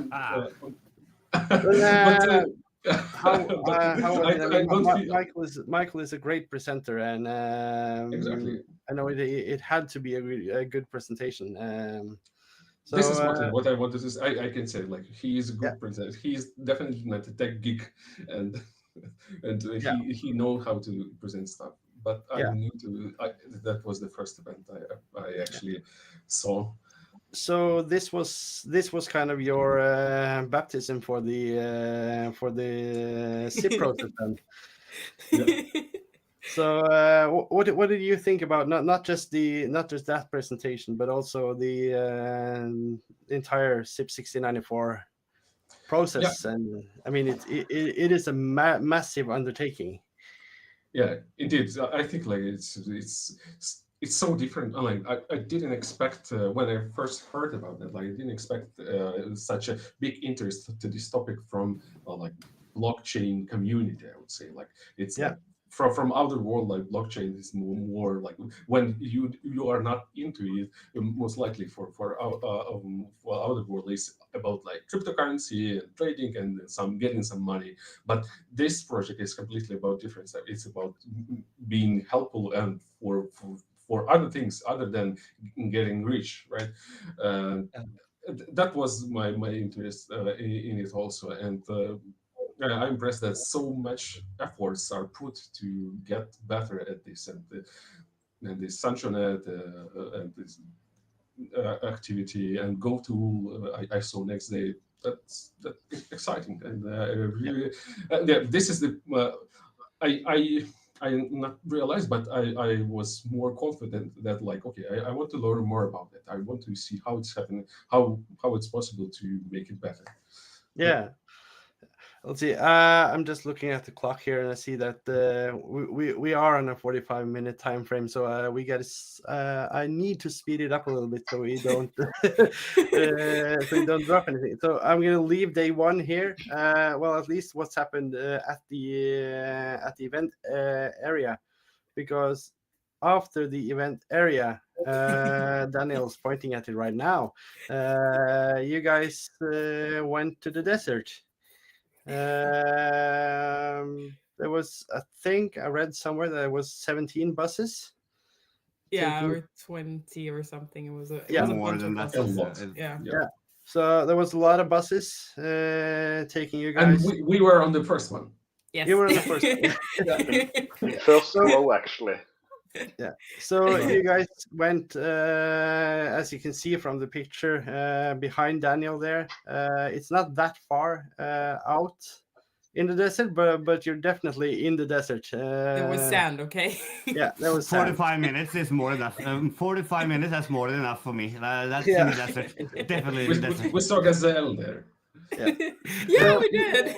Yeah. So you guys went to the desert. They had set up this amazing dinner show experience. It looked like it was a massive production of that as well. I mean, lots of tents, fireplace, burning logos. I don't know who came up with that idea, but they must not know about the internet. No, the thing is, it wasn't actually Cardano, because they didn't know that they were going to burn the logo. Yeah, I know. And, I think that's gonna stay a meme for a while. The burning Cardano logo. I tweeted about it myself. I said, "Hey, Cardano got a burning mechanism finally." So. And we have the original on the phone. Yeah, I saw a lot of people on Twitter saying throw Husky in the fire. And yeah, there was a lot of cool stuff there. There were people dancing with fire. I saw the CEO of Mehen was drawn up on stage and was surrounded by fire dancers. Looked like she had a lot of fun. She had so much fun. And yeah, looked like there were great food, looked like there was something to drink as well. And yeah, how was that experience for you? Well, so basically they took a 5-star restaurant, Michelin restaurant, and put out in the middle of the desert with belly dancer, camels, toilet facilities, and a buffet containing around 30 different dishes. 30 different.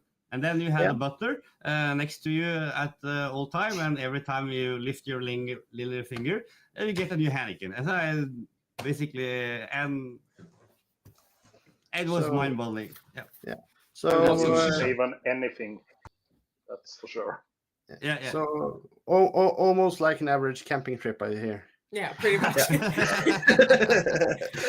And I think again, one of the coolest things was that I mean, they did have like VIP areas and reserved areas, but you couldn't actually notice it. It was just you were welcome to go sit and talk to anybody. And I think that's like a repeating theme within the entire event, that even though they are reserved seats and even though there are people who had who are involved in the industry, were welcome to go talk with them and speak with them about whatever, as long as they had the time. And that was really, really inspirational for me, at least. So yeah. Yeah, I mean, that's something that, I mean, I've been to several blockchain events, but every Cardano event that I've been to has had that thing as something very special. Everyone from top down are approachable. I mean, you can go up to Charles and ask for a picture. You can strike up a conversation with Fred if you want. You can talk to the CEO of this or that. You can even get a husky picture if you're dumb enough.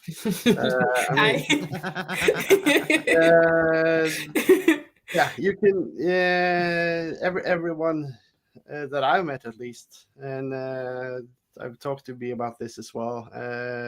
Everyone, you said this as well. Everyone you met has been real approachable. It's whether they're a CEO of whatever or one of the founding members, they are available to talk to you. So yeah, let's move. Let's see. Oh, I have 2% battery. Fine. Day 2. Intersect. Did you guys see the Intersect presentation? I saw the booth. You saw the booth. I saw the booth. Saw the booth, got a t-shirt and left. And no, the thing is, I think it took us 3 days for him to deliver everything, because we kept running into each other, but we weren't available, so I didn't see the presentation. Yeah. And when you say he, you mean Sheldon, and shout out to you. Yes, hi Sheldon. We never got to intersect, as I told him. Yeah. He's a great guy. But yeah, the Sheldon, and I just lost all my power, so I have to wing it. Sheldon and some others. Sorry for not remembering your names. Yeah, they held a panel debate presentation about Intersect, and I found that one really good, because I'm not going to go into what Intersect is. That's going to take too much time. But they went into what Intersect is, and finally someone made it easy to understand what Intersect is and how an MBO, a member-based organization, will work on and for Cardano, and that was really great to see. But yeah, like I said, I'm out of power, so I don't have access to the agenda anymore. Is there anything else you want to add for day 2? Let's see. I think wasn't day 2 the day that Charles had the whiteboard? That's when he had the whiteboard. And he figured out he could turn it. I saw that. Innovation. I think that's the first time I've seen Charles use a whiteboard and run out of space. So he definitely had fun up there. That's for sure. Yeah, he did. And I have to give him credit for doing that presentation as well as he did while being sick. What about all the SPO, the discussion panel? It was actually really cool to meet all the SPOs from the Cardano, and how.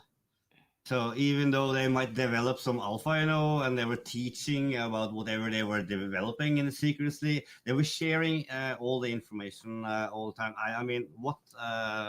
It's amazing. This is actually about big money, So and they were sharing it like it was. This is the culture of the staking pool operators, and I'm so jealous you were there, Frederik. I wish I was there. I really do. I'm gonna say it right now. I attended as well, but I didn't have that much knowledge as Frederik did. But I did understand some things. I did, and we actually had the ability to go talk to Denisio afterwards and just ask the questions that were said that we had afterwards. And he really good at explaining it. And I think he said that next time they're going to have a 2-hour discussion instead, because the 45 minutes was not enough. Yeah. Then Deniso is amazing, and he has some Yeah. great classes as well online. Like he's a super cool guy. Anyways, Yeah. continue. I'd love to hear more. Oh, Yeah. that was it. That was it. And which staking pool was it again that gave us NFTs? I think it was Happy. I'm gonna Yes, figure Happy. out. Anyway, shout out to the two guys. They were very awesome, and they were They also actually gave me yeah, they gave me a birthday present. present as well, so thank you very much. Yeah, I mean, what a cool game.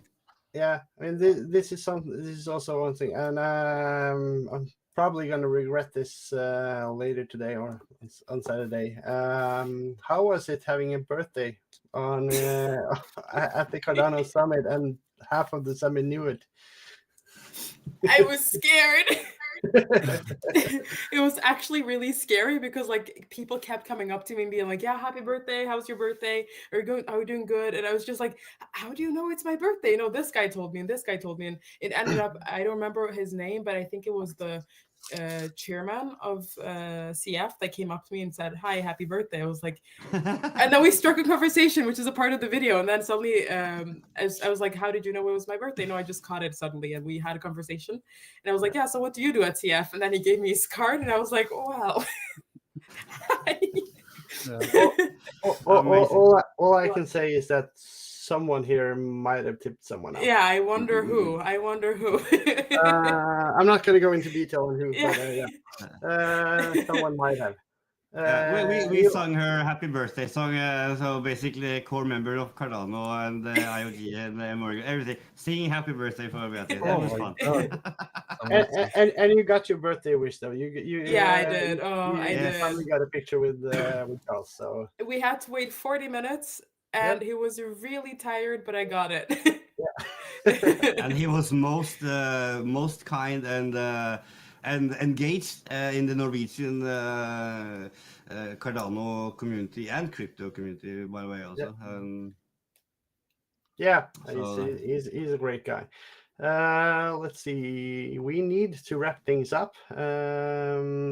As per usual, we are a little bit over time. I think that's going to be okay. But is there anything else you guys want to end it with? Midnight. I want to end it in a special way, and I'm going to leave myself and Eystein out of it because we were not there. But Generic, first, the biggest thing you're left with. What's your greatest memory? So it must have been the UNHR talk from Carmen Het. Of course, Charles talking about Midnight and not bridging, but connecting to other blockchains. Then we had all the conversations with Trym. We had discussion with Lace Wallet. And generally just a kind and inclusive people, you know. It's not like a hype. It's not like if you go to other events, it's like hype this and I'm Lambo over there and yada yada. You know, it's like everything. You're not the executive VIP super duper guy, so you cannot go into that corner. No, it was open, inclusive. There's not much BitConnect there. All right, Daniel, use about a third of the time that Kinetic did. Yeah. So what I am left with mostly is the soul of the community. It's so magical. Everyone is inclusive. Doesn't matter where you come from or what background you have. There's always a spot for you there. Yeah. All right, B, you're up. Well, I can't go after him. That was so beautiful. And I agree. What he said. Yeah, what he said, exactly. I used half the time. All right, do you have anything to add, or should I move to Alex? Oh, just move on. Yeah, that was beautiful. I agree with him. All right, Alex, top Daniel. Yeah. I will not repeat myself about the community. I said about it a lot.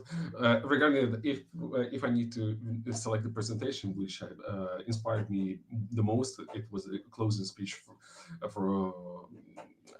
very the latest presentation. It was really, really inspiring, and the future of Cardano is bright, I believe. Yeah, definitely.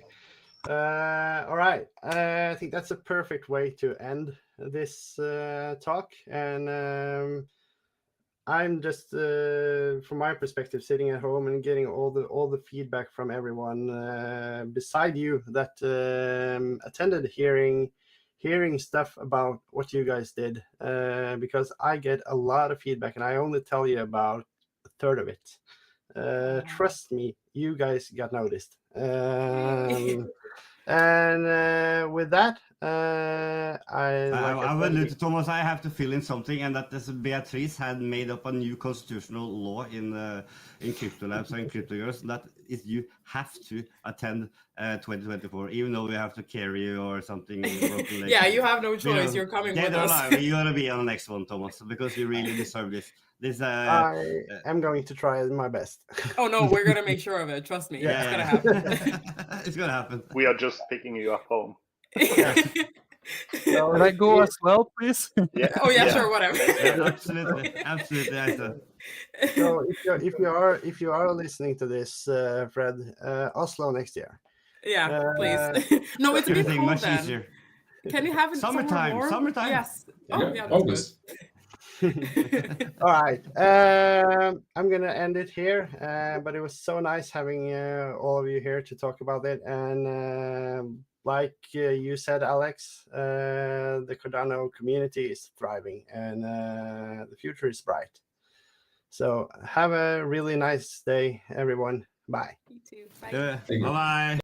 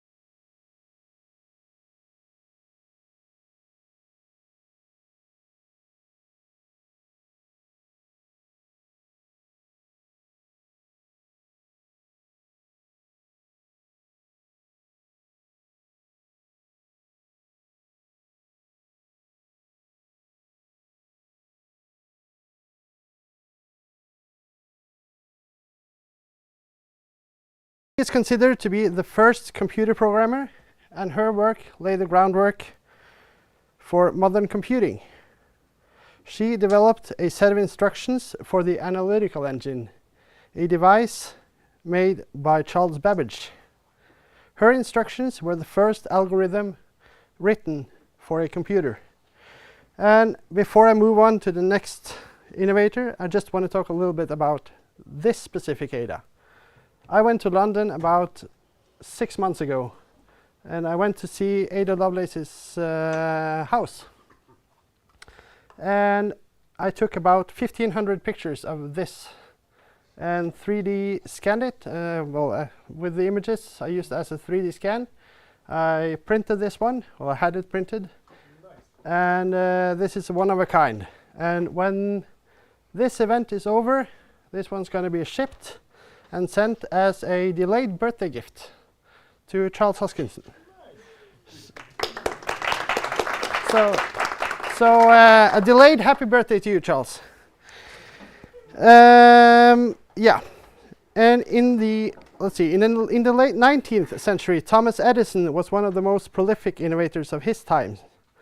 He invented the phonograph, motion picture camera, and the electric light bulb. His inventions had a profound impact on society, and they helped usher in the industrial revolution. The Wright brothers made an airplane in the early 20th century. That revolutionized transportation and made it possible for people to travel long distances in a short amount of time. Marie Curie, Polish physicist and chemist, conducted pioneering research on radioactivity. She discovered 2 new elements, radium and polonium. She also developed techniques for isolating radioactive isotopes. These techniques are being used in modern medicine as, among others, treatments for cancer. In the late 20th century, Steve Jobs was one of the most influencers of his time. Co-founder of Apple, he helped revolutionize the personal computer industry. He introduced not only the Apple computer, but the iPod, iPad, iPhone, whatever. We also have some Norwegian innovators. I'm only going to mention one. Does anyone here know who Tor Bjørklund is? I can guarantee you that all of you have used his product. He invented the cheese slicer. How is it to peel potatoes? I love it. It works for that too. We also have several innovators in the blockchain space as well. The first one I want to mention is, of course, Satoshi Nakamoto. None of us would have been here without him.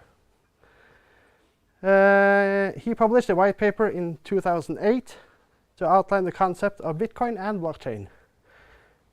And his work has led to the development of the entire industry. Okay. Kinetic, you're not allowed to answer. Who here knows who Laszlo Haniec is? Anyone knows what Bitcoin Pizza Day is? Yes. He's the guy that spent 10,000 Bitcoin on 2 pizzas. Perhaps not considered an innovator by many, but what he did was very innovative. He showed that cryptocurrency has real-world utility.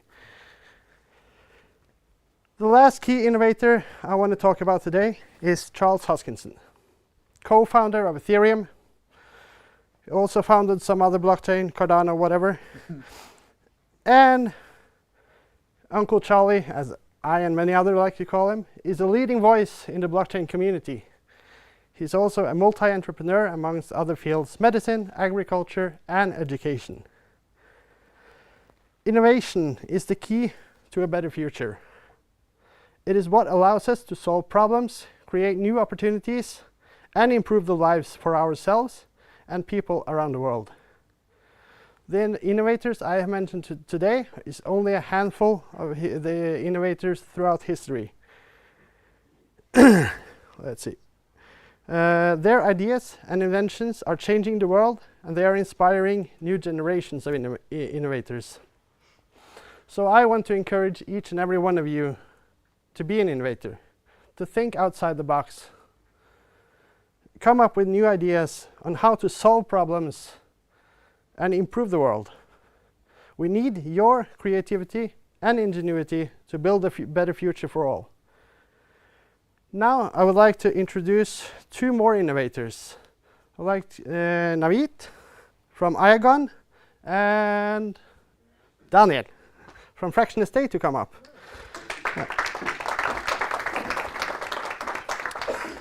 They're going to talk for a few minutes to share their experiences building unique products with real-world utility on the Cardano blockchain.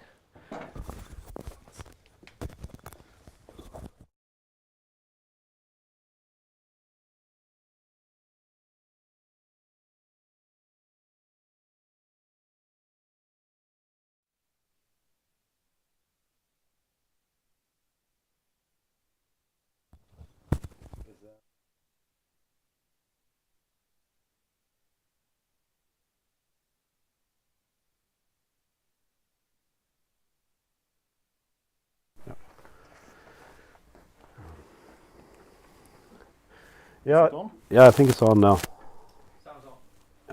Yeah. So, I'm Daniel Johnsen. I'm the founder of Fraction.Estate. We do fractionalized real estate and provide a service on our marketplace where you can invest in fractions. My name is Navjit Dhaliwal, and I'm the CEO and founder of Iagon. We're working on decentralized storage and compute, focusing on one-click compliance. And I think that we're going to make this a very open discussion as well. We want you guys to participate because I think it involves everyone here. It's, you know, we have a small net group, small room, so I think it's very important that we have a discussion together, and not just about us. You know, we are inventing in this space, but I think it should be an open discussion as well. Yeah, maybe you want to take it off and see why did you come to the blockchain space, and Daniel, how did you get yourself in Fraction.Estate? What brought about the idea? Yeah, so I've been in the blockchain space since 2016, and I came to Cardano in November 2017. So I've been in this space from the beginning. I started with some side projects, like we wanted to try to make a community and stuff like that, and we worked on many angles to see how we could fit into this ecosystem. Mm. And one day it struck me that I see a lot of people that are really having problems to start to get into the real estate market because it's so expensive, and you have to have this in Norway. You have to have at least 15% capital up front, and also you have the rent that's volatile and stuff like that. So that's was my angle, that I want to give equal opportunity to everyone, so you're able to get the same advantages as the elite inside real estate, actually. Yeah. I was thinking, Iagon, how did you come up with this idea? Yeah, so I initially started back in 2013 is when I first read the Satoshi paper. So I myself, I'm from a healthcare background, or healthcare professional myself. So I dealt with a lot of sensitive data, sensitive information, private data. So it was, you know, when I read the Satoshi paper, and my experience from the healthcare sector and how data is very, not as secure as people would think, or not as private as people would think. I tried to involve the kind of the security aspect of blockchain onto medical records. But 2013 was also the year I moved to Norway. So there's a lot going on in my personal life. So I didn't head out to hit off the idea right away. I actually started early 2017. Found myself some experts that are actually know the tech better than myself, because I'm more from a healthcare background, entrepreneurial background.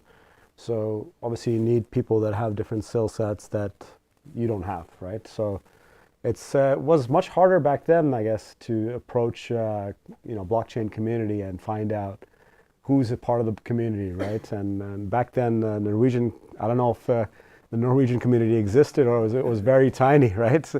But look at where we are now, right? It's expanding, and so what it expanded from in the first idea was expanded more into a more decentralized cloud service that's focusing on compliance, one-click compliance, like GDPR compliance, which was very relevant in 2018. So that's how I started off, and it seems like we have like similar angles on how we approached, and we saw a problem and we kind of tackled it. Did you face any kind of yourself? Did you face any challenges in the beginning, or how to approach the idea and ways to go about it? Yeah, so for me, I started from zero. I had an idea, and I'm so lucky that I have a lot of people around me in the community that I can talk to and work back and forth and help me put things together. So actually one of the hardest part was to find developers that actually are able to develop on Cardano. It's easy to find an Ethereum developer. That's 3 phone calls and you are able to to get one to do the work for you. So I spent a lot of time prepping, contacting people, and I actually had to go to India to find my developers. So I have a development team there of 5 people, and yeah, that was the hardest part for me. But I see now that Cardano is evolving. They're coming up more and more and more developers, as we have a lot of good educational programs for developing. I agree. I think we've expanded a lot more as well. Like first we had that kind of Haskell development and Plutus contracts. Now we have Aiken and other kind of projects building that can make it easy for projects and also developers to work on it. So it has grown a lot for sure. Yeah, it's just in 1 year, it's been a lot of changes. Yeah. So I'm curious, like, do you think there are some good platforms to connect with all of these developers that are now starting to finally have the knowledge and experience to develop on Cardano? Or do you as innovators feel you have the right platforms to be able to reach all this?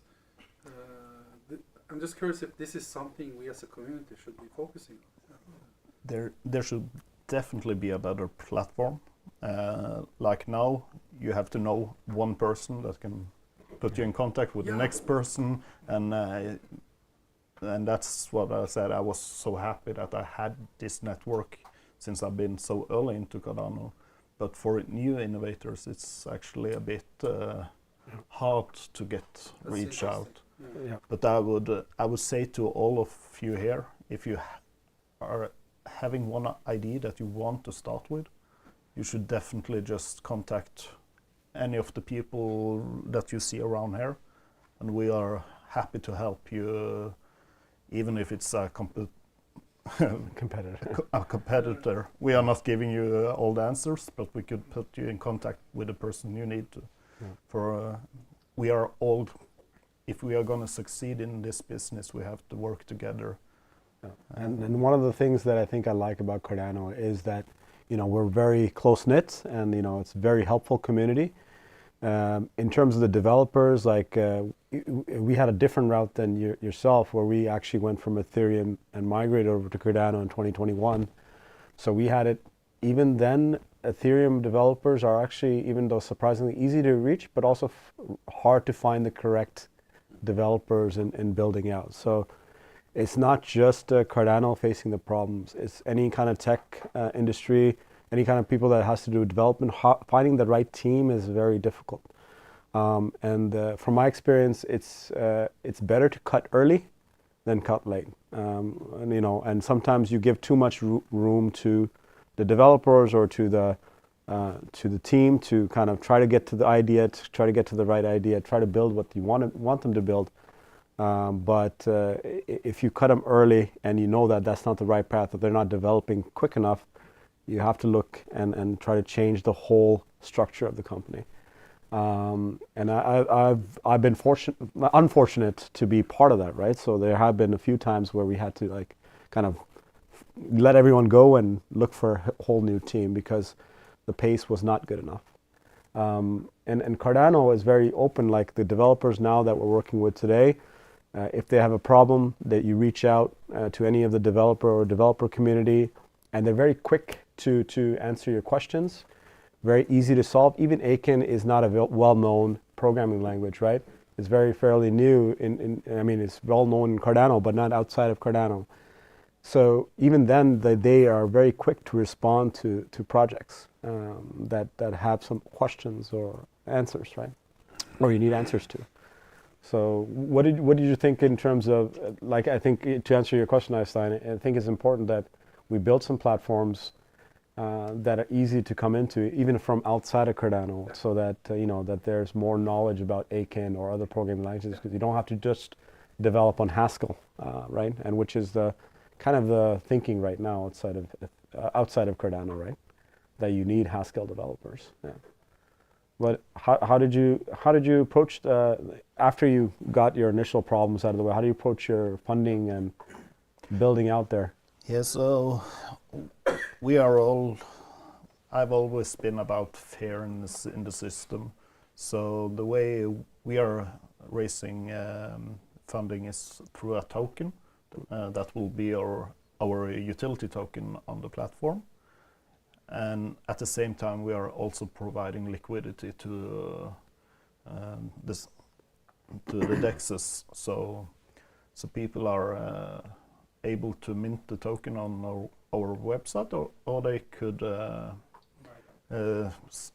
trade it on the DEX. Yeah. So if we are not providing, they are able to rug us at any time. Yeah. Yeah. But that's like, for me, that's was with everything, also with the tokenization of the real estate. My main focus was there that I was going to be able to take the property off the network again if, say, for example, a fire and stuff like that. But it's a bumpy road. The minting is going up and down, it depends. One day we could mint like 30,000 tokens in 1 hour, and then it's 3 days without a mint at all. So you always have to look out that you're having enough funds in the background so the development doesn't stop up and the project dies. So that's for me, that's like the hardest part. But I also want to have this community-driven platform where there's not a lot of people that are going to take profit and make the product less good for the end users. Yeah, but I know you have a bit different approach on that. You have actually gotten funding for your project. Yeah, yeah. How does that help, like for the development? I know you're far ahead of me when it comes to development. Well, we've also been a little bit before, around a little bit longer, and built up a community, right? So I mean, you're at the same stage we were a few years ago. But I think funding is probably the biggest issues for startup, right? And anyone that's starting up innovative idea, first you have to ask yourself, is it worth the time and effort, right? Are you hitting a niche market? Are you hitting a unique point? Because you don't want to be the same person kind of reinventing the wheel that kind of a lot of other people are doing.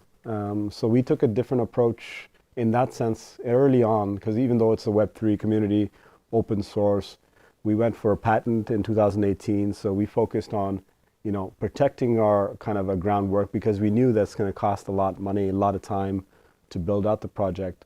So we went for the patent, and I was fortunate enough to be successful also in my previous ventures. So I could have funded it myself as well. And we did do a raise initially in 2018. It was just like right after bear market. If we raised a few months before, we could have probably raised a lot more. But in 2018, like in the middle of the bear market, I think we raised around 550K.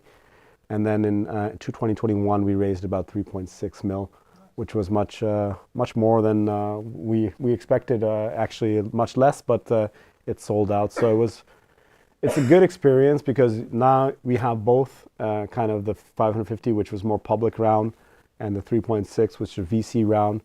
We have experience from both sides and what advantages, what disadvantages each investor brings. And the one from the public round, I think, is much better, like you're doing. And because you have more investors that are more tied to the project, longer term investors, where VCs, they're just to make a quick buck and leave, right? Yeah. So you'll see that that they create a lot of sell pressure as well. They're not really in it for the tech, if you want to call it that. They're in it for the gains, right? And I guess most of us are. Maybe a lot of us are. But there are public that if you do a public sale, I think there you get more the kind of motivated crowd that are more focused on the technology and putting their kind of weight behind you, right? Yeah. So we took a different approach. Also, we did do grants as well. So if there's anyone that are looking for funding early round, first thing is to do is see if your project's innovative or your idea is innovative, and look at grants. That's the best way to get initial funding. We did go through Innovation Norway, where we got initial fundings as well.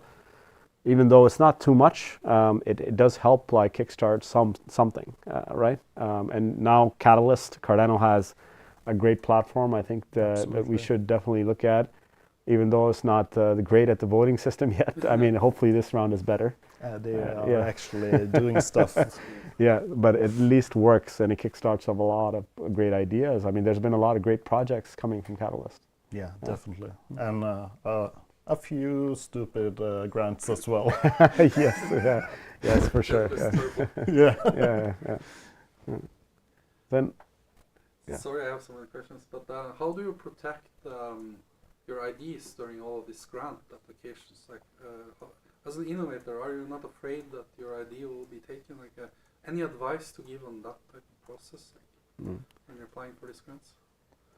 You want to go first, maybe? For me, I'm not worried about somebody stealing the tech, because it's actually not that hard to make yourself.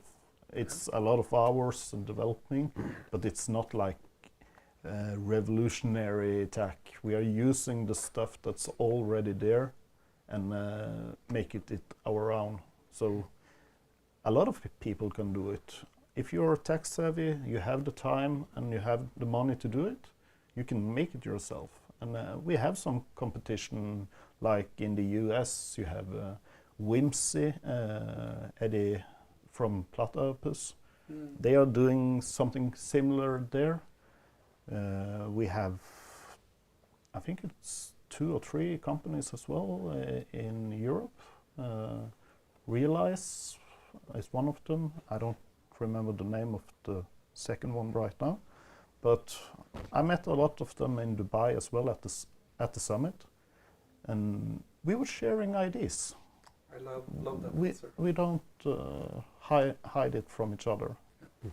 Yeah. I can say, look, today in our systems, we don't have one entity that helps you sell your house, or we have Croxlin, we have Meglin, right? We can all coexist. Yeah. It's just that you offer different type of product for different type of people, right? Yeah, so exactly. It doesn't have to be like it's me only monopolization in a way, right? Yeah. A lot of companies bring similar products, and people choose one or the other. So exactly. in a way, we shouldn't be afraid that someone does the same in any way.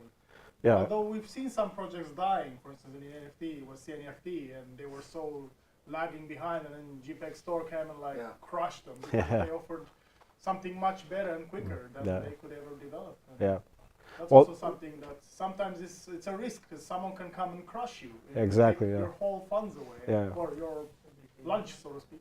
Yeah. I mean, that's why we actually took a different approach, and I mean, we wanted to put a lot of money and effort into the project, and I wanted to put my own personal money in the project as well.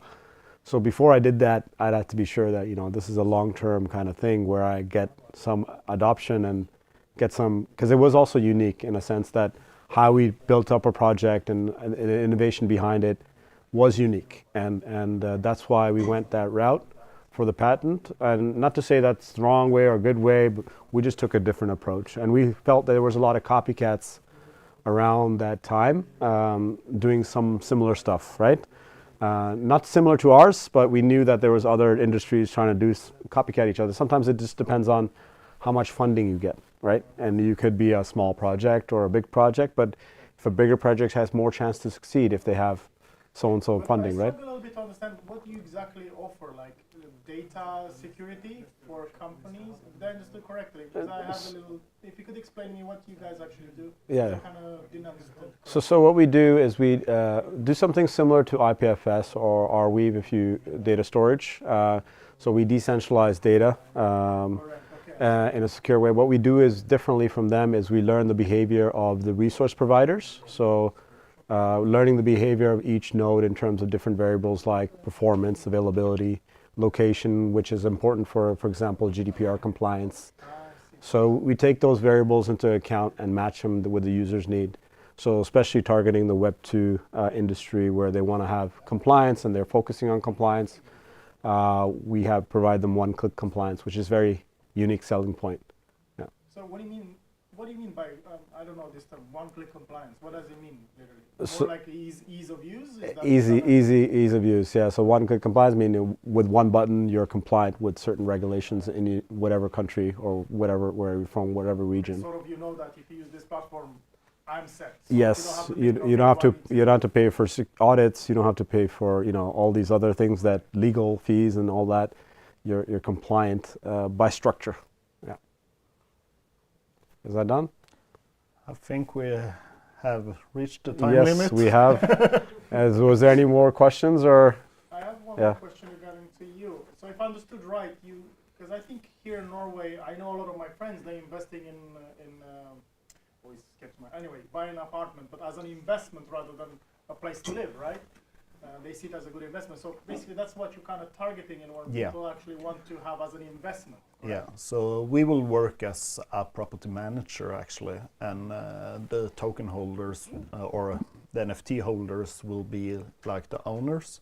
So it's just like the Web 2 environment, just that we are put it onto Web 3 and fractionalize it.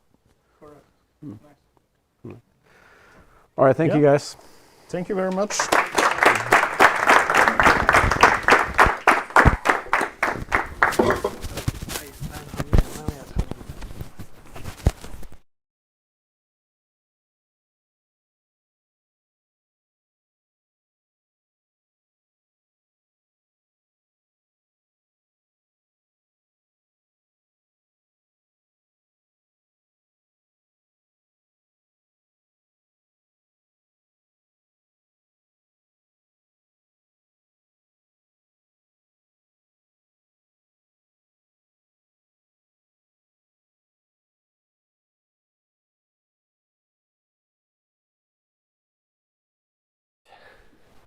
So thank you, Daniel and Navjit.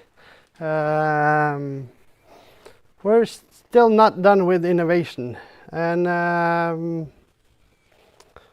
I thought I'd put you guys to the test. But before I do that, I just want to say thank you to everyone joining online. We have one more video for you guys. It's a recap from when myself and Eystein went to London. That was fun. That was really fun. So you guys get to see that. You guys have to see it later. So yeah, you can just play that one right now.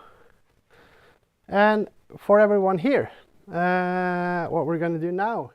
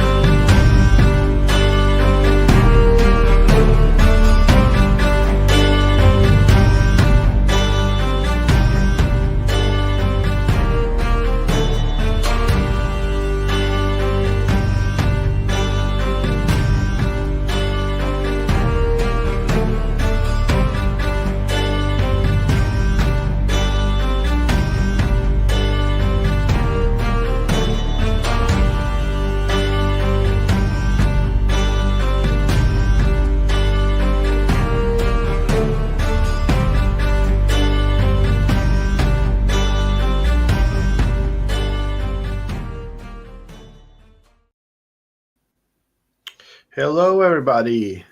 Hi. Welcome Hi. to the Cardano Summit. And hello to you, Chris. Thank you very much. That's a new face for a lot of you guys watching. Why don't you tell us just a little bit about yourself? Sure. Hi, guys. Thank you very much for having me on. It was great to have you at the summit in London as well. It was very much appreciated. Yeah. But yeah, my name is Chris from Upstream Staking Pool in London. We're a small community-focused stake pool who sort of organises in face-to-face and in real life events for the Cardano community. Yeah. See, and Eystein, most of the people watching already know you, but in 5 words. Okay, staking pool operator A and B. Yeah. You don't know. And I'm Thomas. I'm the host of Cardano Summit this year, and right now we're going to talk a little bit about not the summit in Oslo, because that's where we are, but we're going to talk about the summit event in London, where me and Eystein and also Nido came from Norway to both participate and as attendees. So first of all, I gotta say it was a great event. It was super fun to be there. It's actually my first summit event as an attendee. I've been to all of them, but I've only hosted. So it was really nice to be there without any duties. Yeah, I bet. Yeah, no, we had a really great time. It was lovely to see everyone. We got a good community sort of in London in the UK. But unfortunately, a lot of them are quite well involved, so they all disappear off to the main events quite often. But it was brilliant to have you guys over as well, and so we had a good number of people travelling in, quite notably from a number of different countries as well to come and visit us. So yeah, we felt very privileged about that. There were people from Portugal, there were people from Bulgaria. Yeah. So it was international attendance, absolutely, and there was quite a few people as well. Guessing around 50 people. Yeah, it was about 50. Minutes. Yep. Yeah. So what we're going to do now is just a little recap of what went on, and the first thing that happened at the summit event in London was a keynote speaker by Christian Unger from the CNC Alliance. So what the CNC Alliance is climate neutral Cardano, if I'm not mistaken. No, that's correct. That's correct. And they're an alliance of several staking pools and projects that are working towards not only climate neutral but climate positive. Yes. So if you want me to jump in, they're a group of carbon neutral run stake pools. Obviously. And there are, I think there's quite a few now. There's got to be about 35, 40 maybe. which is a good number. There's different tiers to the membership as well, so you know, you can support them in different methods. But they're doing a really good job, and have been doing a good job for a long time now. Yeah, absolutely. They also had, they talked about the NFT series that they have released, both released themselves and also partnered projects that they have to fund working towards climate positivity. And yeah, that was a really good talk from Christian. It was very well put across. We're going to try and share a copy of his presentation as well at some point, because obviously it was very good and it's worth noting. But yeah, they do an amazing job. So they're reforesting Madagascar, an area of Madagascar, with in partnership with a NGO based over there called Teti Kasala.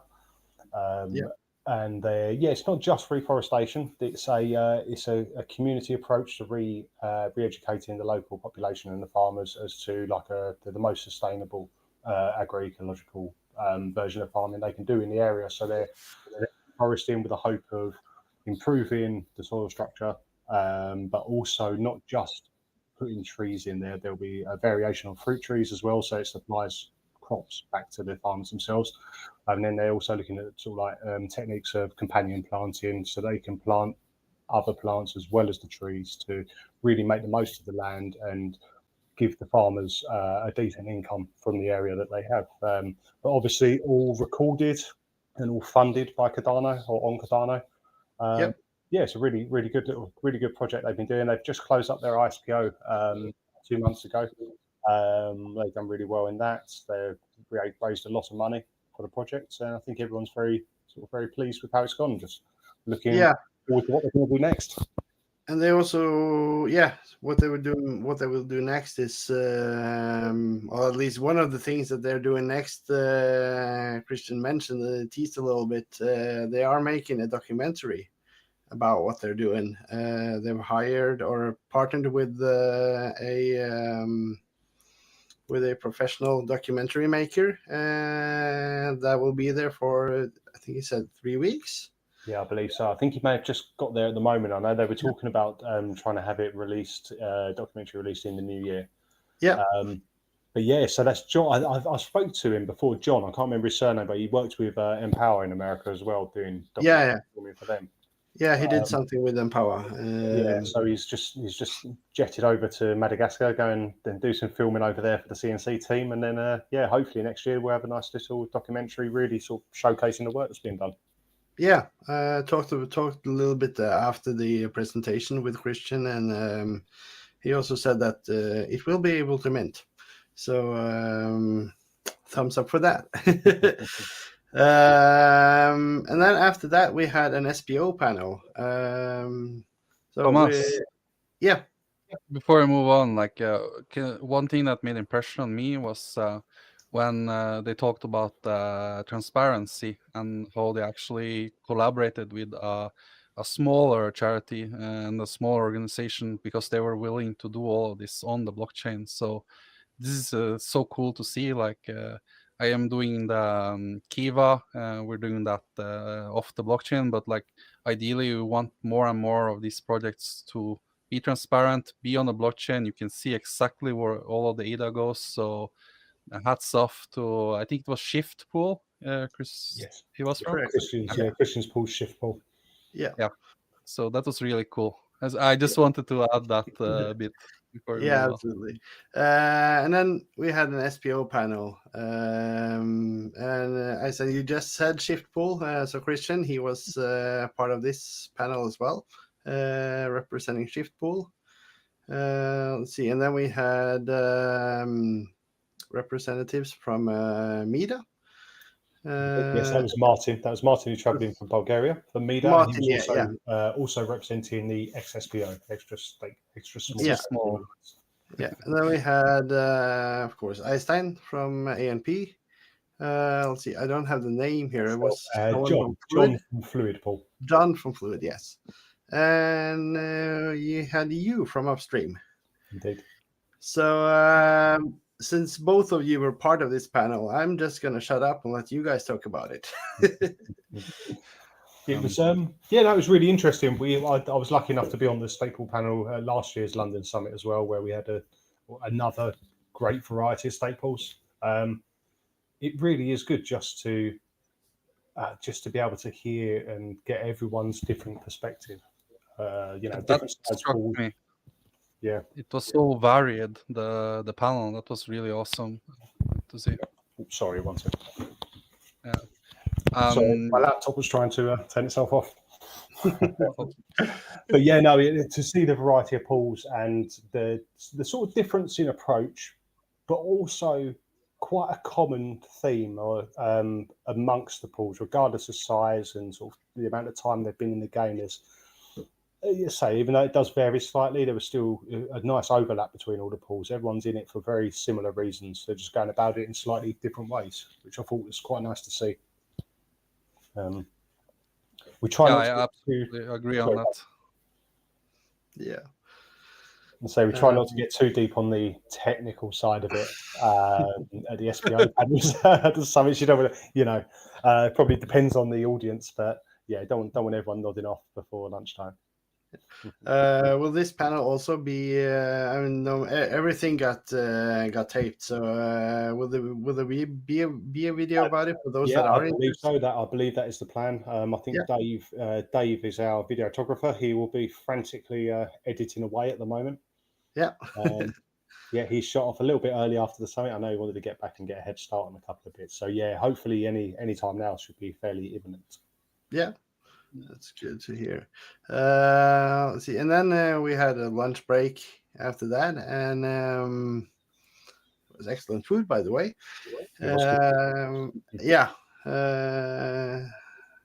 Actually, if I can touch on, during the lunch break, we had a couple of areas. We had Bjarne and his team from Ladswag, the NFT project that supports veterans of the UK Armed Forces. But I know, as you will hear in some of the recordings of the panels, they've got fairly big plans for that. I think they're looking at sort of really pushing along with that. So that was interesting. And we also had support from Cardano Timelines, from the teams based down in Latin America. Yeah. Where I know they've done it last year as well, but they've got an updated timeline, and it was quite nice, and it was good to have a sort of an interactive part where people could get involved, come along, mark down where and at what point they sort of joined the ecosystem. So that was that was good of them. Just a little thank you to those guys for coming down and sort of representing. Yeah, absolutely, and that was my second time, and I mean both of yours as well. Second time signing one of those. I saw it first in Edinburgh, and I think what you did there was to tell people to sign when they came into Cardano was a great thing, because in Edinburgh, Charles signed his name first, and then everyone just fought over who got to put their name closest to Charles's. So got a little bit more spread out this time. But after the lunch, there was another keynote speaker. It was Pierre, and I can't remember her name. I'll be honest, I feel really bad. Neither can I. Neither can I. No, I wasn't part of organising those. But yeah, no, Pierre and his partner from Kick, which is a Web3 marketing agency. It's nice to have some sort of a slightly different approach as well on some different aspects of people within the space. Obviously, marketing's a key bit. We touched on it during the SPO panel. Actually, I think that broadly, marketing was by far the biggest headache for any staple operator. Just the amount of time and effort involved. But no, it was good to see what they had to say about the marketing, and obviously their experience in it working with Terra Virtua as well. Yeah, I mean they have how the process worked. Yeah, it was good. It was really good. They have amazing amount of experience in marketing. I think what did they say about combine those two alone about 50 years? Yeah, I can't remember exactly. It was a long time now. I know they've got a lot of marketing. And for those that have followed this summit for a couple of years, would have seen what they are doing without even knowing it, because they used to be Terra Virtua. That's the company that made the island of in 22. So the place that we jumped around in and looked for NFTs. No, that was it. 21, 22. 21 was in 21. It had to be, yeah. Yeah, it was not 2020 at least. I know. No, because last year it was the virtual place in Switzerland. So yeah, 21. So if you jumped around on that island or collected the NFTs there, that's all from Terra Virtua. But it was a really, really good presentation. They had a lot of interesting things to say about marketing, especially Web3 based marketing. It was not much talk about marketing in general, but very much focused towards Web3. So that's also really interesting and absolutely a video you should watch when it comes up. And then lastly, we had a creators panel, and there we had one of our sponsors, and I think one of yours as well. Was he a sponsor or supporter? We didn't have any official sponsors. Everyone was a supporter. So I'm talking about Nido, of course. He is sponsoring this event in Oslo. And he was partnered or supporting yours. He was there signing CDs, and he was also a part of this panel. And out of everyone who, we've spoke quite a lot online. It's the best thing about these sort of opportunities, isn't it? Is the chance to actually meet everyone face to face. But yeah, that was really good. Yeah, glad he came down. Another representative. Yeah, absolutely. And his popularity really showed there. I mean, he was probably the person I saw that was talked to the most. Everyone wanted to talk with him, and I can get behind that. I really understand why. He's a great guy and makes really good music as well. So thumbs up for that. But other than Nido, we also had, we had Bart from Directed Dev. Second year running that they've represented. We had one of his colleagues last year as well, but they're a really good little project based in based projects doing charitable work in Africa. So they're supporting education and scholarships to all sort of within the industry, all focused sort of towards Web3. And they've got their NFT run out as well. Yeah, really good little project. Definitely worth having a little follow of those guys. Yeah, absolutely. That was it was great to hear what they are doing down in Africa, and they have. I was surprised to see how many people they actually already gave scholarships and support for. I can't remember the number, but it was quite substantial. Yeah, no, they've been busy. Yeah, and of course we had Nido. We had Patrick as well, Patrick Carter, the one of the ambassadors. Yep, it's really good to have him on board. He's obviously been ambassador for a little while, and he does pieces on Cardano projects and people as well, doesn't he? On Medium pieces. He was one of the very first people to show us any love. Actually, when we fired up the stake pool probably 2 years ago now. He was one of the very first people to reach out and strike up a conversation and ask if he could do a little piece on us. So we felt we should repay the favour, shouldn't we? Yeah, Patrick is great, and I read everything he comes out with on Medium, and he's one of the few guys actually that does written interviews. He has his own little niche, and it's really great. And then he had we had Eric, indeed. do now. Eric Dunyu, that's it. He's works within AI. Yeah. So that was quite an interesting. That was really interesting guy, and a really interesting. He does a lot of stuff. I mean, I was surprised to see how much he actually does, because it's not just crypto. It's AI. It's cybersecurity. It's.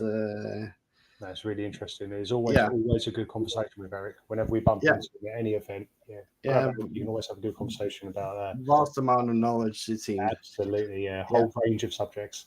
Yeah.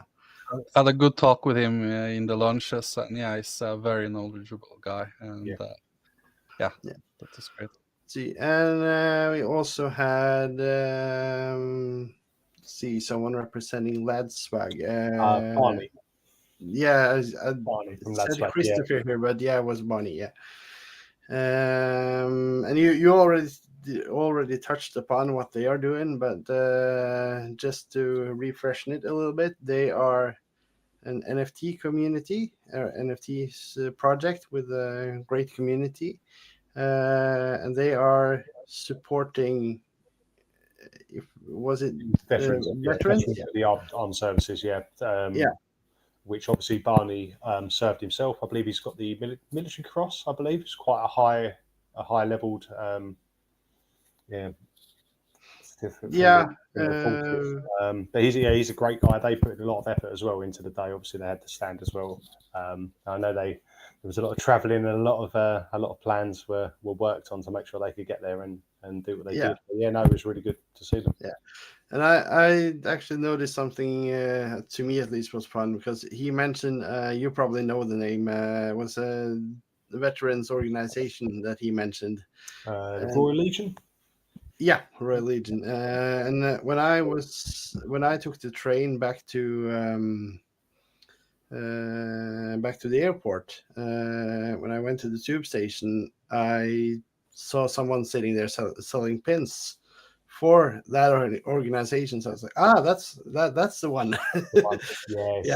Obviously, this weekend is this weekend coming, so there's going to be a build up to that. But it was good to have them represented. They do a lot of good work and support. Yeah, they do, and they also have a game coming up, full-on game, and that was also really interesting to see. So you're going to be able to use your NFTs as a playable character, from what I understood. So your NFT is the avatar in the game, and that's always fun to integrate blockchain tech into more traditional Web 2, or not even web. But there was one more person, and I can't seem to find a name for her. Maybe Steffi was the co-host for the second panel. Yes. Steffi from Financial Fox. Financial Fox. That was the one. I thought she also need a little shout out here, because she was a great panel host. He's an OG, you know. She brought a whole load of experience that we don't necessarily have. But it was really nice of her. She completely volunteered it all off her own back, her own time. Came down, got involved, and stepped in for us. And she brought the amazing mascot as well, the little pug. Was it Bongo? Yeah. I didn't get the name there, but it was a pug. He almost attacked my husky, so good on him. Husky deserves it. Yeah. We had a fantastic day, and then just a huge thank you really to everyone that came along and contributed. And we know it's not easy. There's always a lot of planning to do, and a lot to get done. But everyone just done an amazing job, and really appreciate it. I mean, that's what that's why we do this, right? We this as well as I do, and also Eystein knows this, that putting up a thing like a summit, it takes a lot of time. It takes a lot of effort. Luckily it's sponsored, so it doesn't cost a lot. but it does take a lot of time, and there are so many emails, so many messages, so many people to get the ball rolling, and but the end result is always worth the work, at least to me. Yeah, it's a great way to contribute to the community.